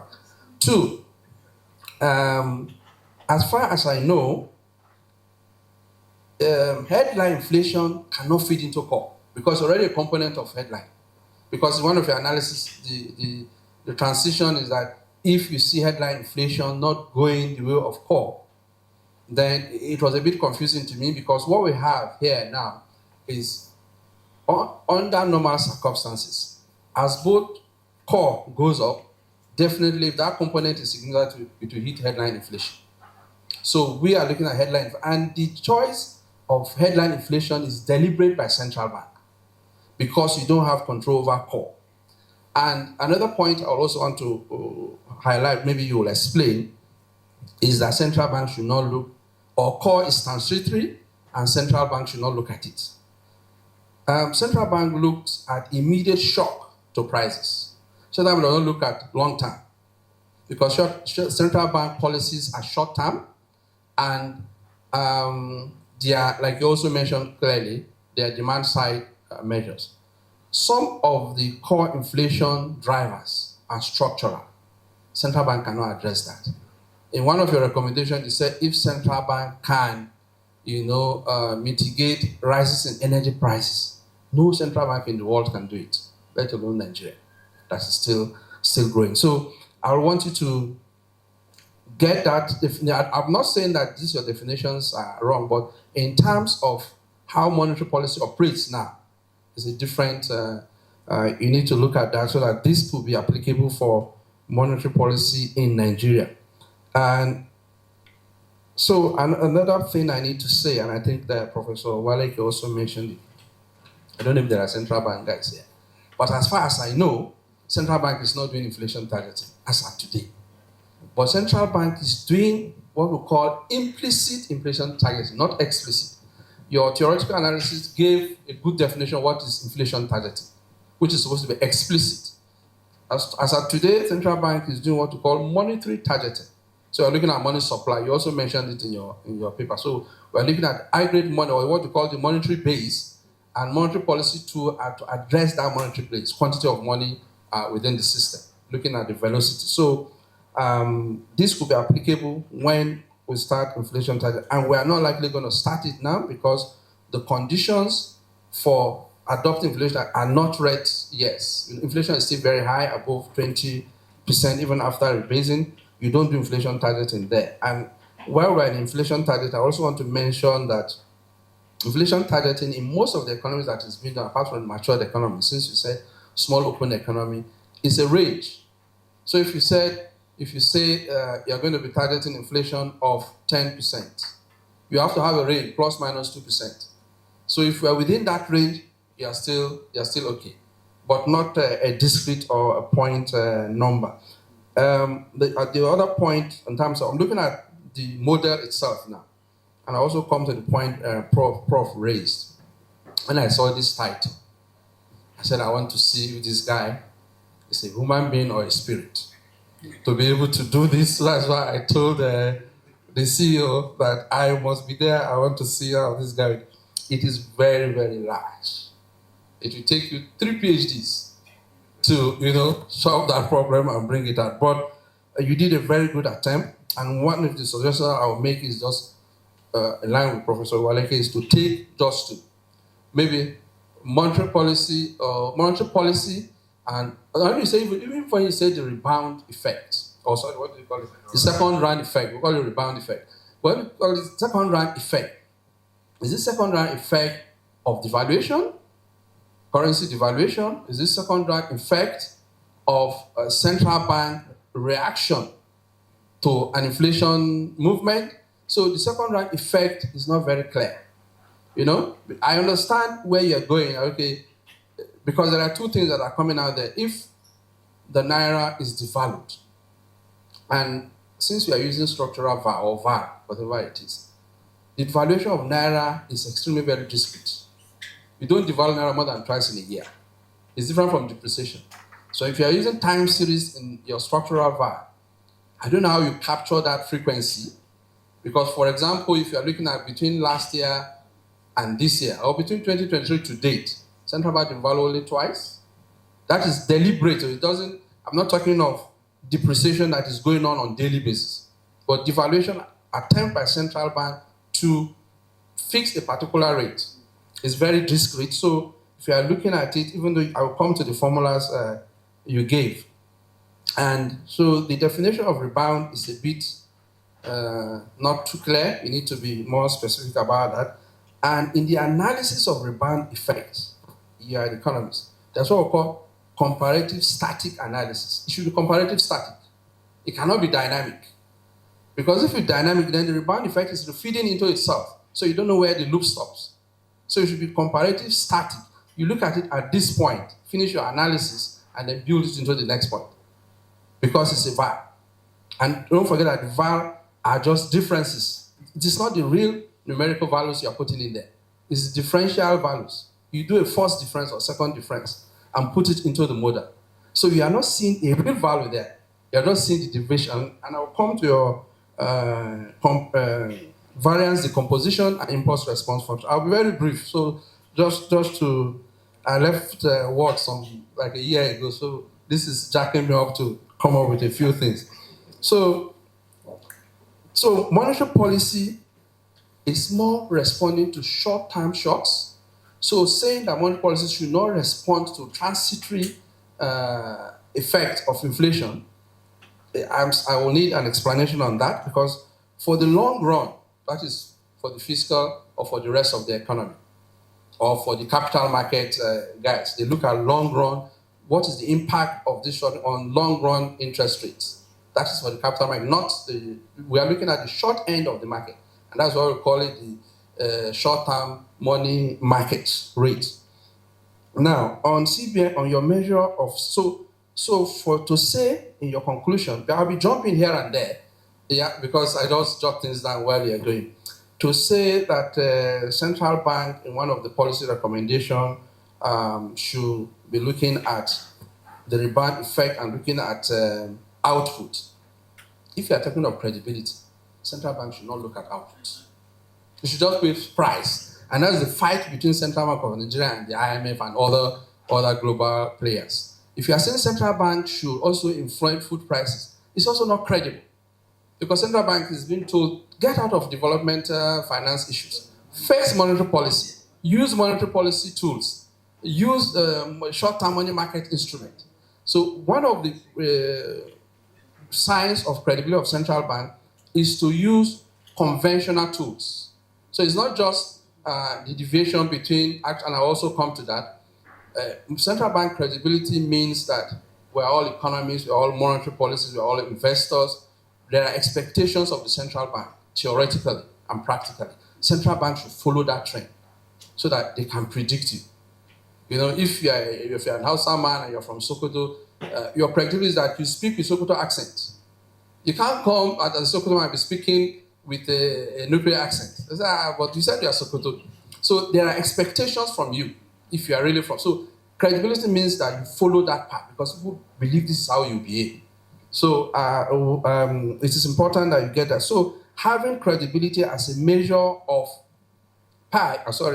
the pi and pi bar, which is your inflation and the expected inflation, or the inflation target, the deviation, is also tricky in the sense that there are times that central bank is not targeting to bring down inflation. Central bank is trying to push inflation up. There are times that are going to have, I think you mentioned it, periods of stagflation.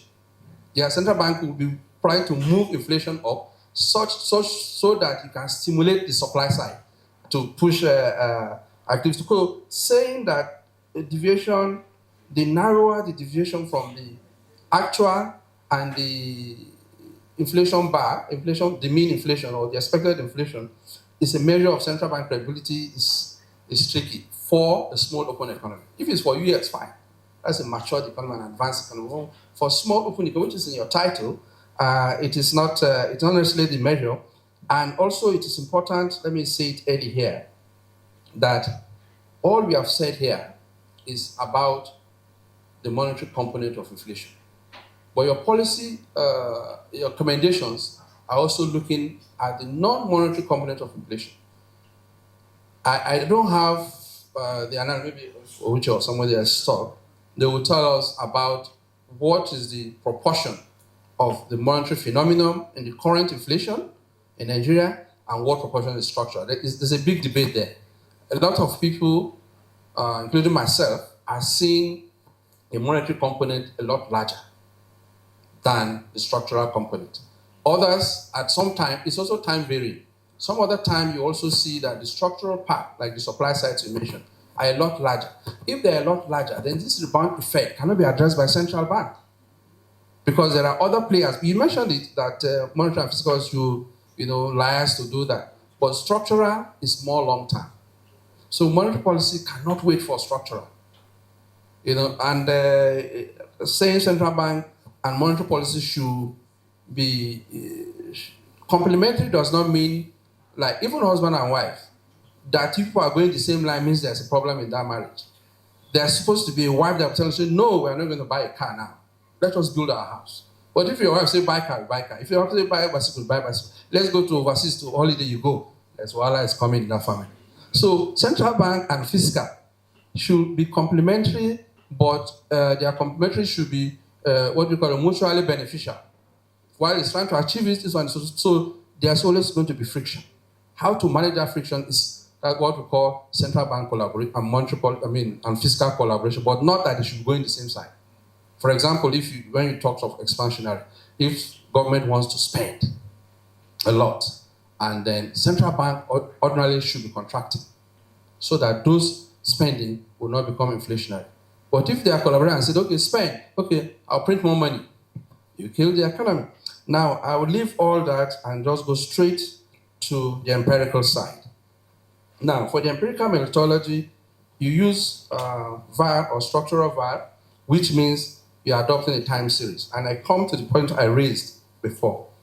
If you measure, how do you measure rebound effect, which a larger component of it are discrete rebound effect. I don't know whether you use dummies or you give a formula to look at the rebound effect.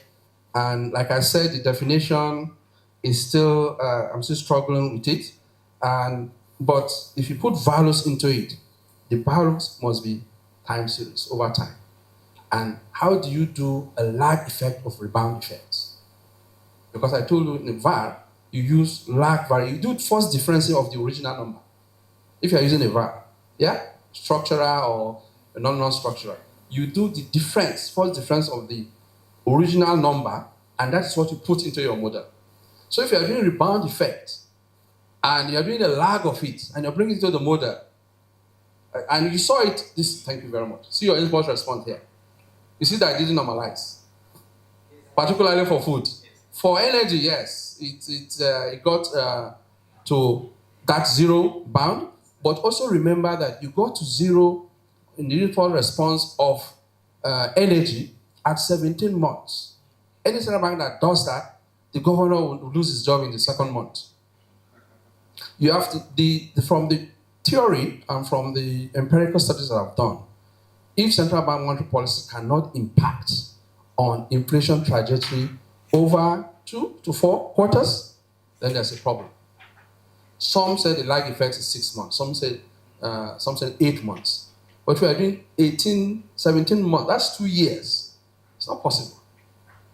The policy tool will mean that it is absolutely impotent.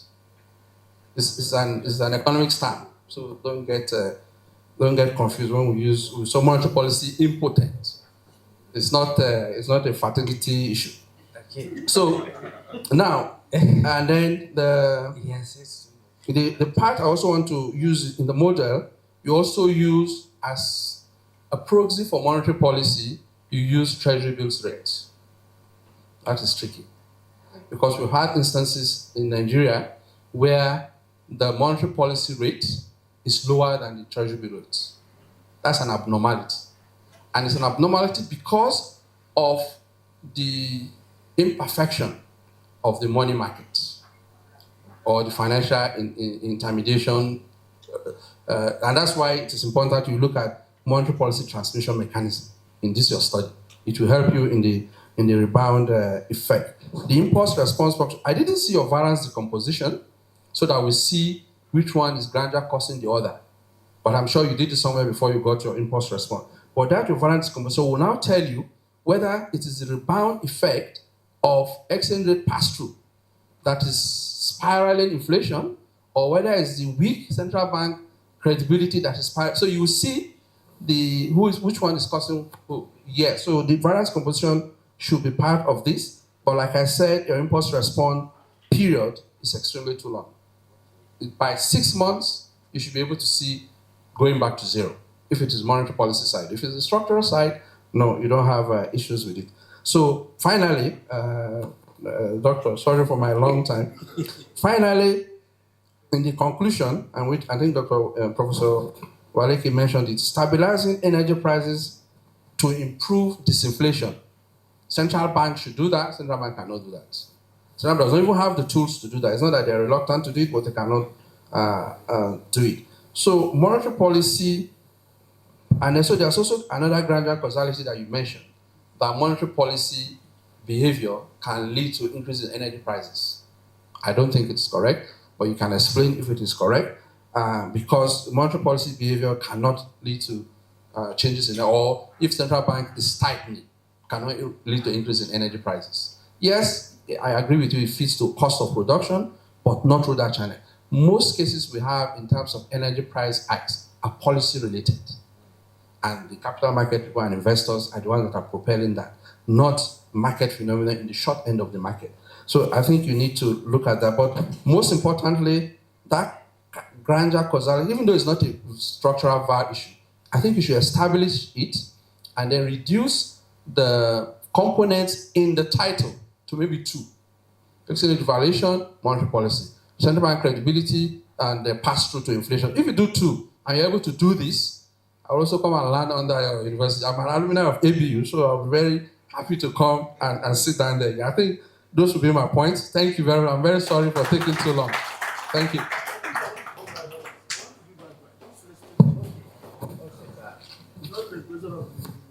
We are not in another. Jamilu, I want to very sincerely commend your effort.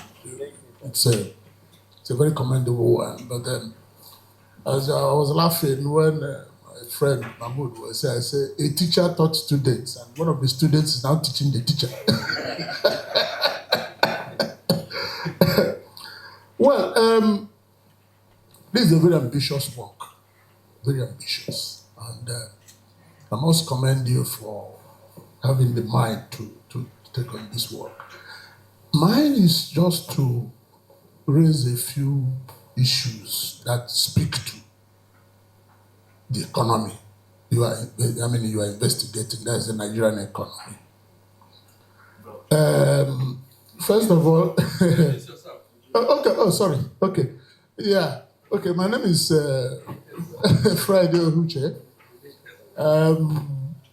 I'm a senior policy and research advisor at the African Development Bank. So the other one they are talking about until so the first thing is I think it was in 2015 I wrote a paper just as ambitious as this. I called it Walking the Talk. Does monetary policy matter for asset pricing in Nigeria? That paper was published by WAMA, in their journal. And the essence of why I recall that paper is that measuring your instruments when you're talking about monetary policy and central bank is critical. For instance, measuring credibility. It's something that you grow gray hairs trying to measure credibility. And one thing is that if you take this paper to the central bank and then ask them that they should use it, they will have problem interpreting your recommendations. When you say cautious, I mean, what do you mean by cautious? You get it? I mean, because, Jamilu, and this is important, policy is about trade-offs.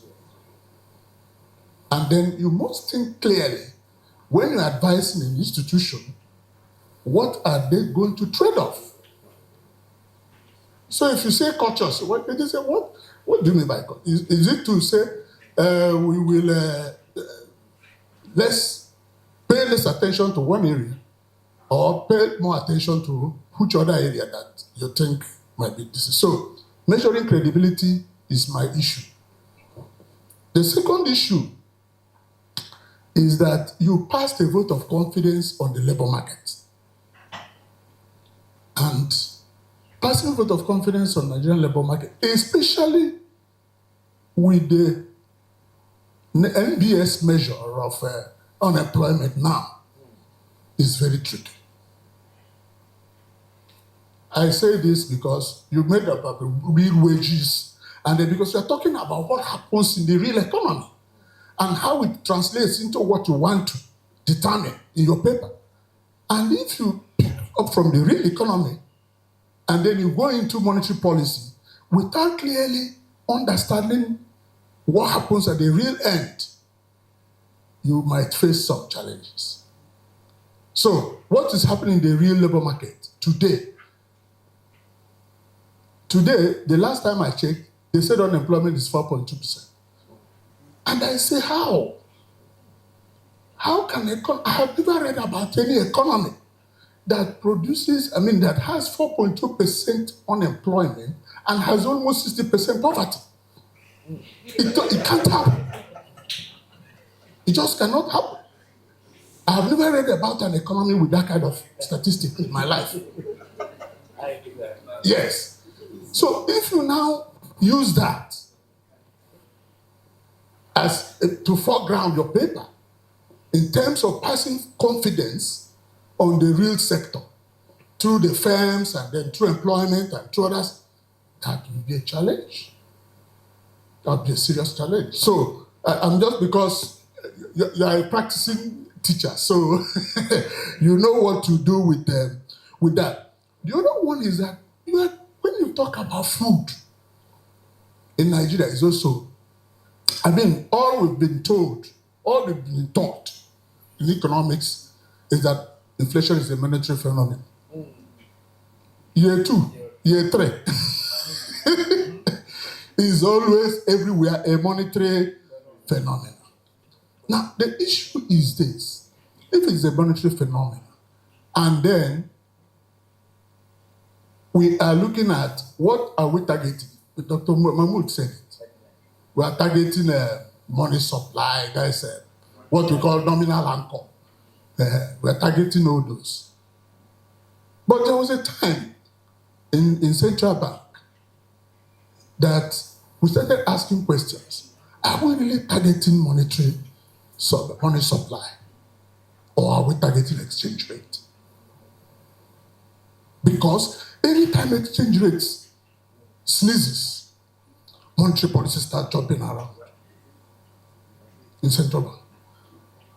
And it became a problem because the only thing that returns stability to this economy in terms of macro indicators is when our reserve starts rising. When our reserve starts rising, all the economic agents, investors, everybody is stable. You get what I'm saying? Central bank is stable. So everything stabilizes. So, and when you have volatility in that area, everything falls by the wayside. So, I've raised about 2 issues. The last one I would like to raise is that, just 1 minute.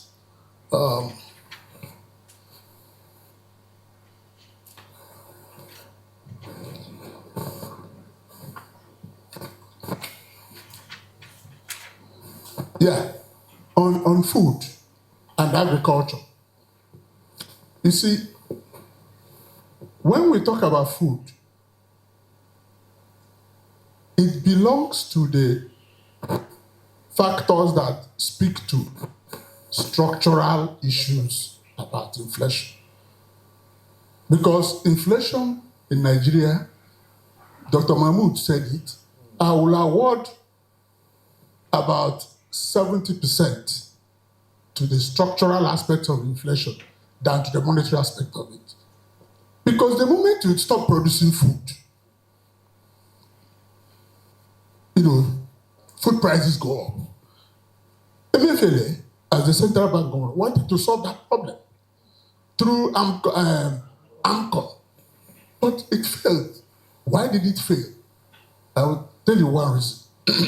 Why it failed is because, one, the total factor productivity of agriculture in Nigeria between 2015 and 2023 is 0.7%. Now, this information is key to what we're going through. And then, what does total factor productivity say? It says that the contribution of land, labor, and even technology to production is less than 0.7%. But what confuses the people is that when we come, we say, agriculture has contributed 20% to GDP. And therefore everybody says, but everybody's dying of hunger. There's no food. So those are the key issues that determine. You don't just assume that when prices of food come down, then food will be available. No. Even when government tells you that they've invested billions in the agricultural sector, in food, we are still dying of hunger. That is why, because nobody pays attention to the total factor productivity of agriculture. And that is the area they are pumping money. And it is wasting. Thank you very much.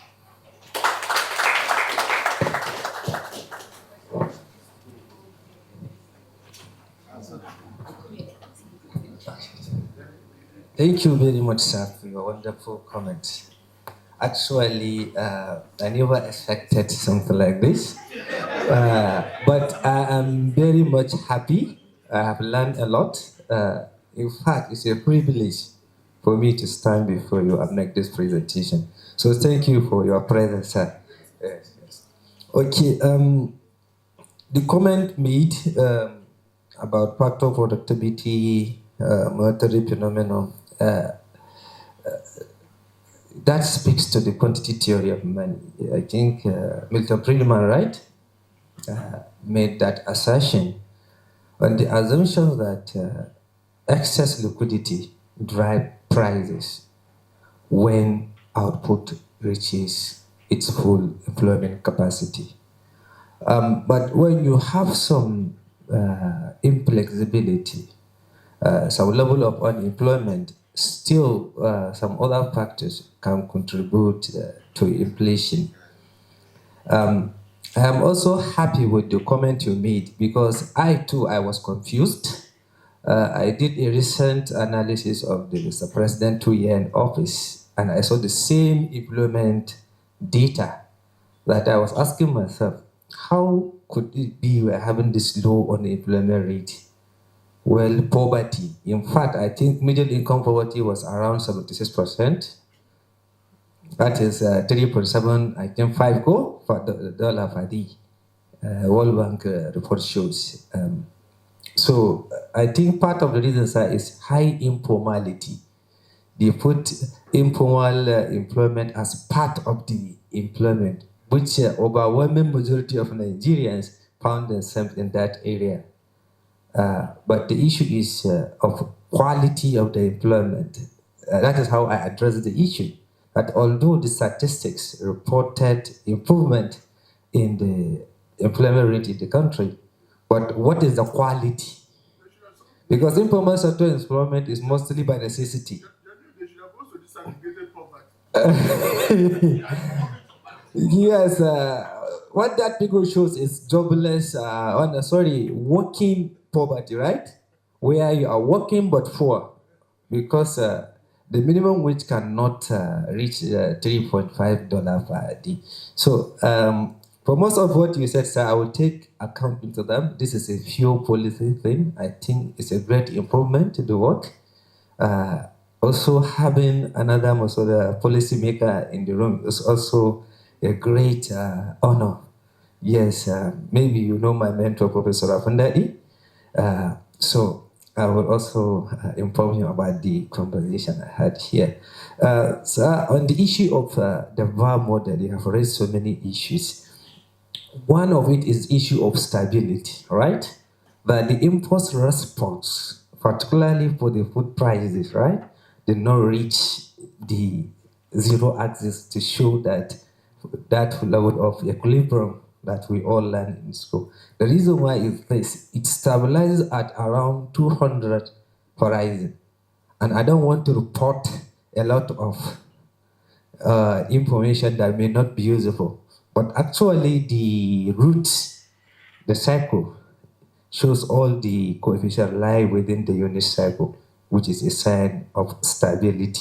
And at the same time, you have mentioned the issue of energy prices stabilizing at around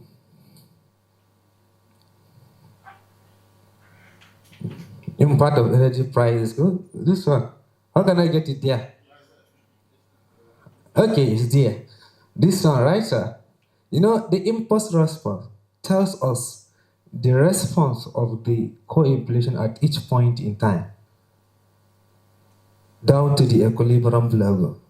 So if we take it, for example, here is about 18%. What it means is that as food energy price increases, core inflation keeps increasing up to about 18 months. So it's what it implies is this: as energy prices go up this month, since it's a system, although I agree with you, it takes time for the response to peak, but we model it as a system. So it goes off like this, next month it increases off to the equilibrium point when the impact will be completely absorbed. So in this case, I stay here because this one is not consistent until it reaches here.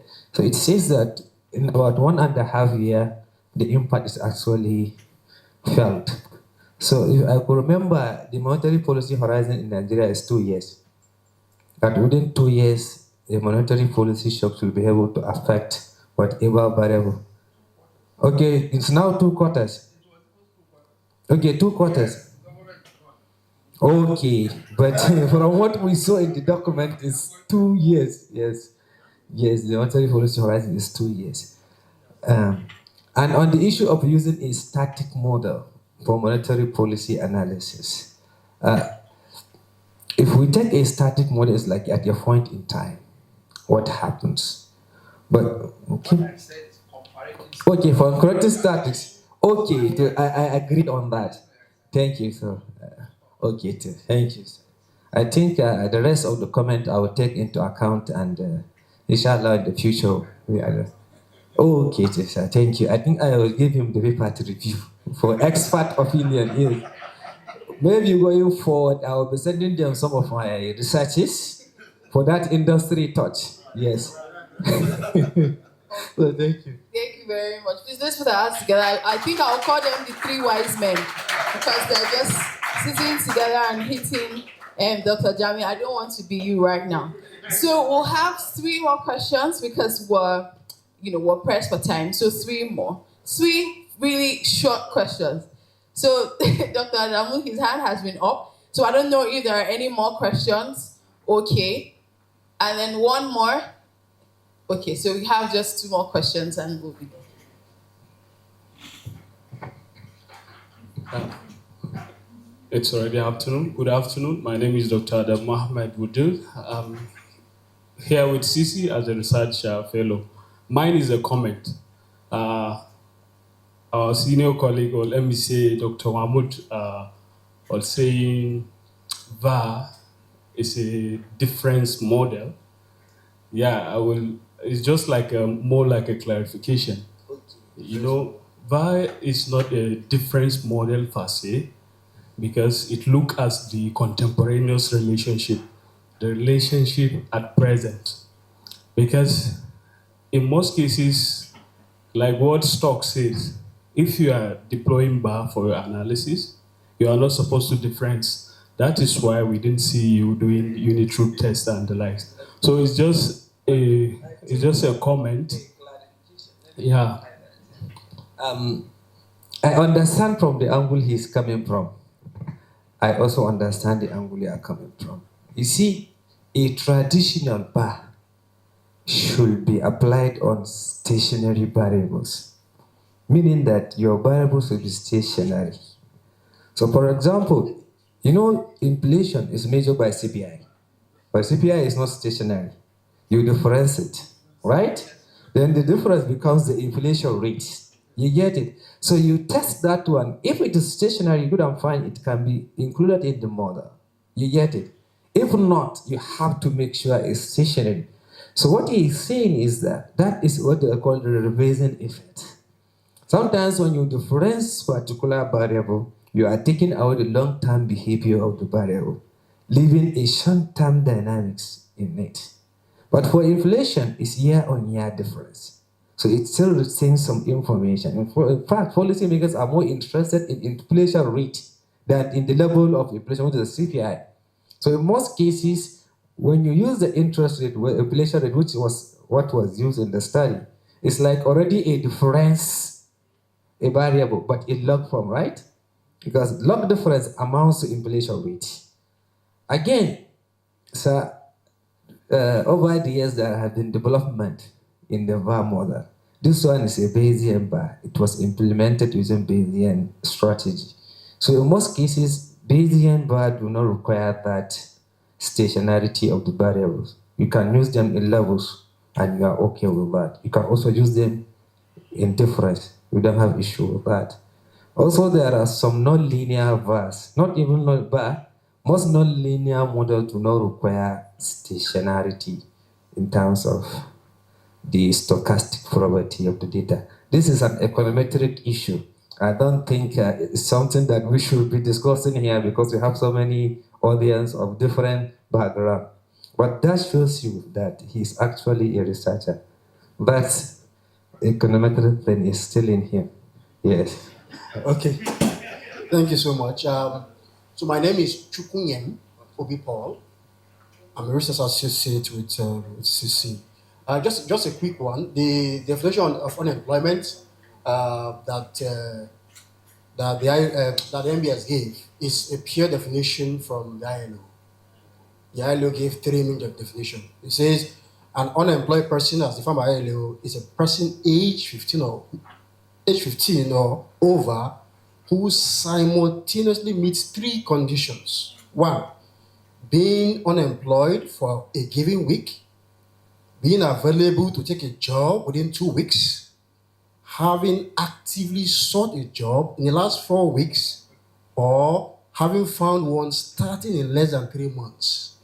So within those weeks, at least you're doing something. In fact, this agrees with the Keynesian law of consumption that says that men are people as a rule to increase their consumption as what? As their income increases. So man must work. So MBA was saying that, well, as long as you are doing something within the week, you are employed. Thank you. Okay. Then no, quickly. Yeah, so let me just, you can comment on this and then the next one. You talk about elastic and elastic demand in your conversation. Another elasticity, you were saying that consumers will bear it once they. So I don't get it clear. See, you mentioned elastic and elastic demand. For example, Yeah. insulin, the price of insulin. Hello? Sorry, you see, elasticity of demand of a product determines who bears the full burden of cost increases or price changes. For example, insulin, is it insulin they call it, go? Vaccine for diabetic patients. No matter how much the price go, they will what? The price is inelastic, right? No matter how much they charge, they will pay for it. So, you get the idea. In fact, part of the reason why people express worries about Trump's, you see, card is because they say some people cannot afford that HIV vaccine for me that they are paying. You get the idea. So the elasticity of demand, and elastic demand is the one that, as price go up, so even it depends on the magnitude. You get it? If the magnitude is very high, it means price, as a quantity respond to price changes quickly. Are we on the same page? So if it's elastic, that means the Quantity do not respond much to price changes. So meaning that the quantity you consumed of that product do not necessarily depends on the price. It's inelastic, that is inelastic. But elastic one, the quantity consumed actually depends on the price.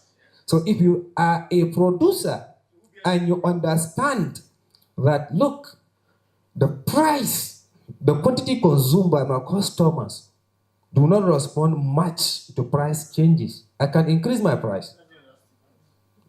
Is it? That's elastic. That's elastic. Inelastic, yes, you can increase your price without much having to be worried that they will switch to another product. Are we on the same page? Yes. Then the issue of unemployment, right? You see, we mentioned the same thing, that this is the figures they give, but we are living the reality. No matter how much a holistic definition you provide, we cannot remove that reality out of the question. We agreed, right? Based on the definition you give. But what about quality? So even so we question the quality of the job. Let's say we agree is 4%, right? But you have informal sector job, right? Accounting for, let's say, 90%. What kind of economy are we living in? Do you know what it means to be employed in the informal sector? It means you don't have social safety net, no pension, no health insurance. In fact, the job is highly irregular. Are we there? And it's mostly born out of necessity. You see, a job supposed to be secured. Something that you can see, you see a career path in it.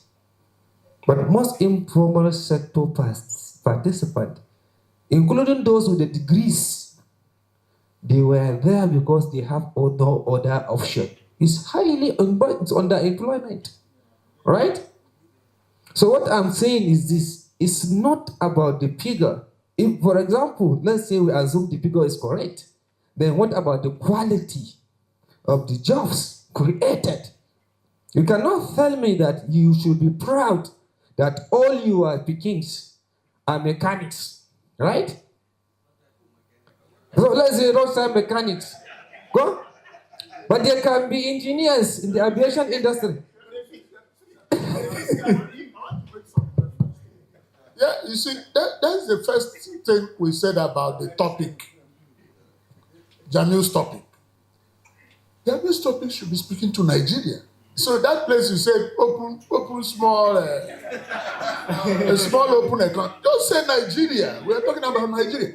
He's quoting International Labour Organization data, which is addressing both advanced economies. You get what I'm saying? Advanced economies that have different structures with what we have here. And we'll go there and pick it and then apply here. And then it becomes nonsense. No research. Let me be one. Any researcher that is using the NBS figures on unemployment, we get spurious results. I can bet on that. It doesn't fit. In fact, it is better you use unemployment and poverty numbers. It will give you better results. So let us not keep importing, and I will make this statement even before NBS. Stop importing these things here. This structure, the economy you are talking about does not have the same structure with that of America, that ILO, Canada, and the rest of them. So you just mentioned the social safety net. I mean, any American who goes out to look for a job at it must eat. They must eat. Any Nigerian poor that goes out on the day to look for where to do menial jobs and can't find it, what will he do? That's why the hunger is pervasive. So let us not be carried away by the theoretical basis upon which advanced economies run the economy and apply it to, will I even say, is a developing economy? Am I sure we're developing? We are not. Okay, thank you. Last question. Please, I think Dr. Mahmoud raised a very important issue. I want you to address that when he talked about core inflation and headline inflation. Because I think there was a mix-up. So I don't know if that is addressed, probably, what would really change with regards to the context of your work, because I know you were apparently looking at headline inflation and undermining, trying to mix food and energy into headline inflation rather than core. So what will change? Thank you. Okay, if I do understand your question, you are looking for clarification, right? As to how the question of the headline, the food, and the core inflation thing. I think, first of all, the MBS data, right? It has a component called the food inflation, then the headline component, right? Then they have another component that they say headline, less food, I think. All those components are there. The first question he raised is that in the core inflation, there are also energy items there. So singling out core inflation, then trying to see how energy prices, all right, passes to that could amount to like taking myself, morphing into myself. You get it? But all these issues could be addressed with a simple plot of the variables. The data I use, there is a divergence between them. You get the idea. The core inflation diverges, although they have similar pattern, but you can see they are not the same. And sometimes, for the lack of a better proxy, you have to rely on another. Just like the question of credibility is highly a contestable issue, loaded with so many things. So in a situation where you don't have a direct proxy, you have to resort to something that can give you information, because decision on the basis of information is better than on the basis of none. So the use of that formula was actually informed by so many studies who came out to say, okay, deviation, since it's about commitment, right? So somebody who is more committed is likely to meet his target. Somebody who is less committed may not meet the target. That was how the formula came about. But I will be more than happy, sir, to conduct another study, maybe primary study, right? To take in the views, because over the years I understood that Nigerians now have views on inflation that we don't know about. It's now that the NES is doing it, but it's for the experts, they call it, right? People are giving them their inflation outlook about the economy. But maybe it's high time that also we look into these issues, because some people don't even know what central bank is doing. The financial literacy about monetary policy is actually very, very low. Even among colleagues, we don't care. But maybe a study, a primary one, per se, could look into that. Okay.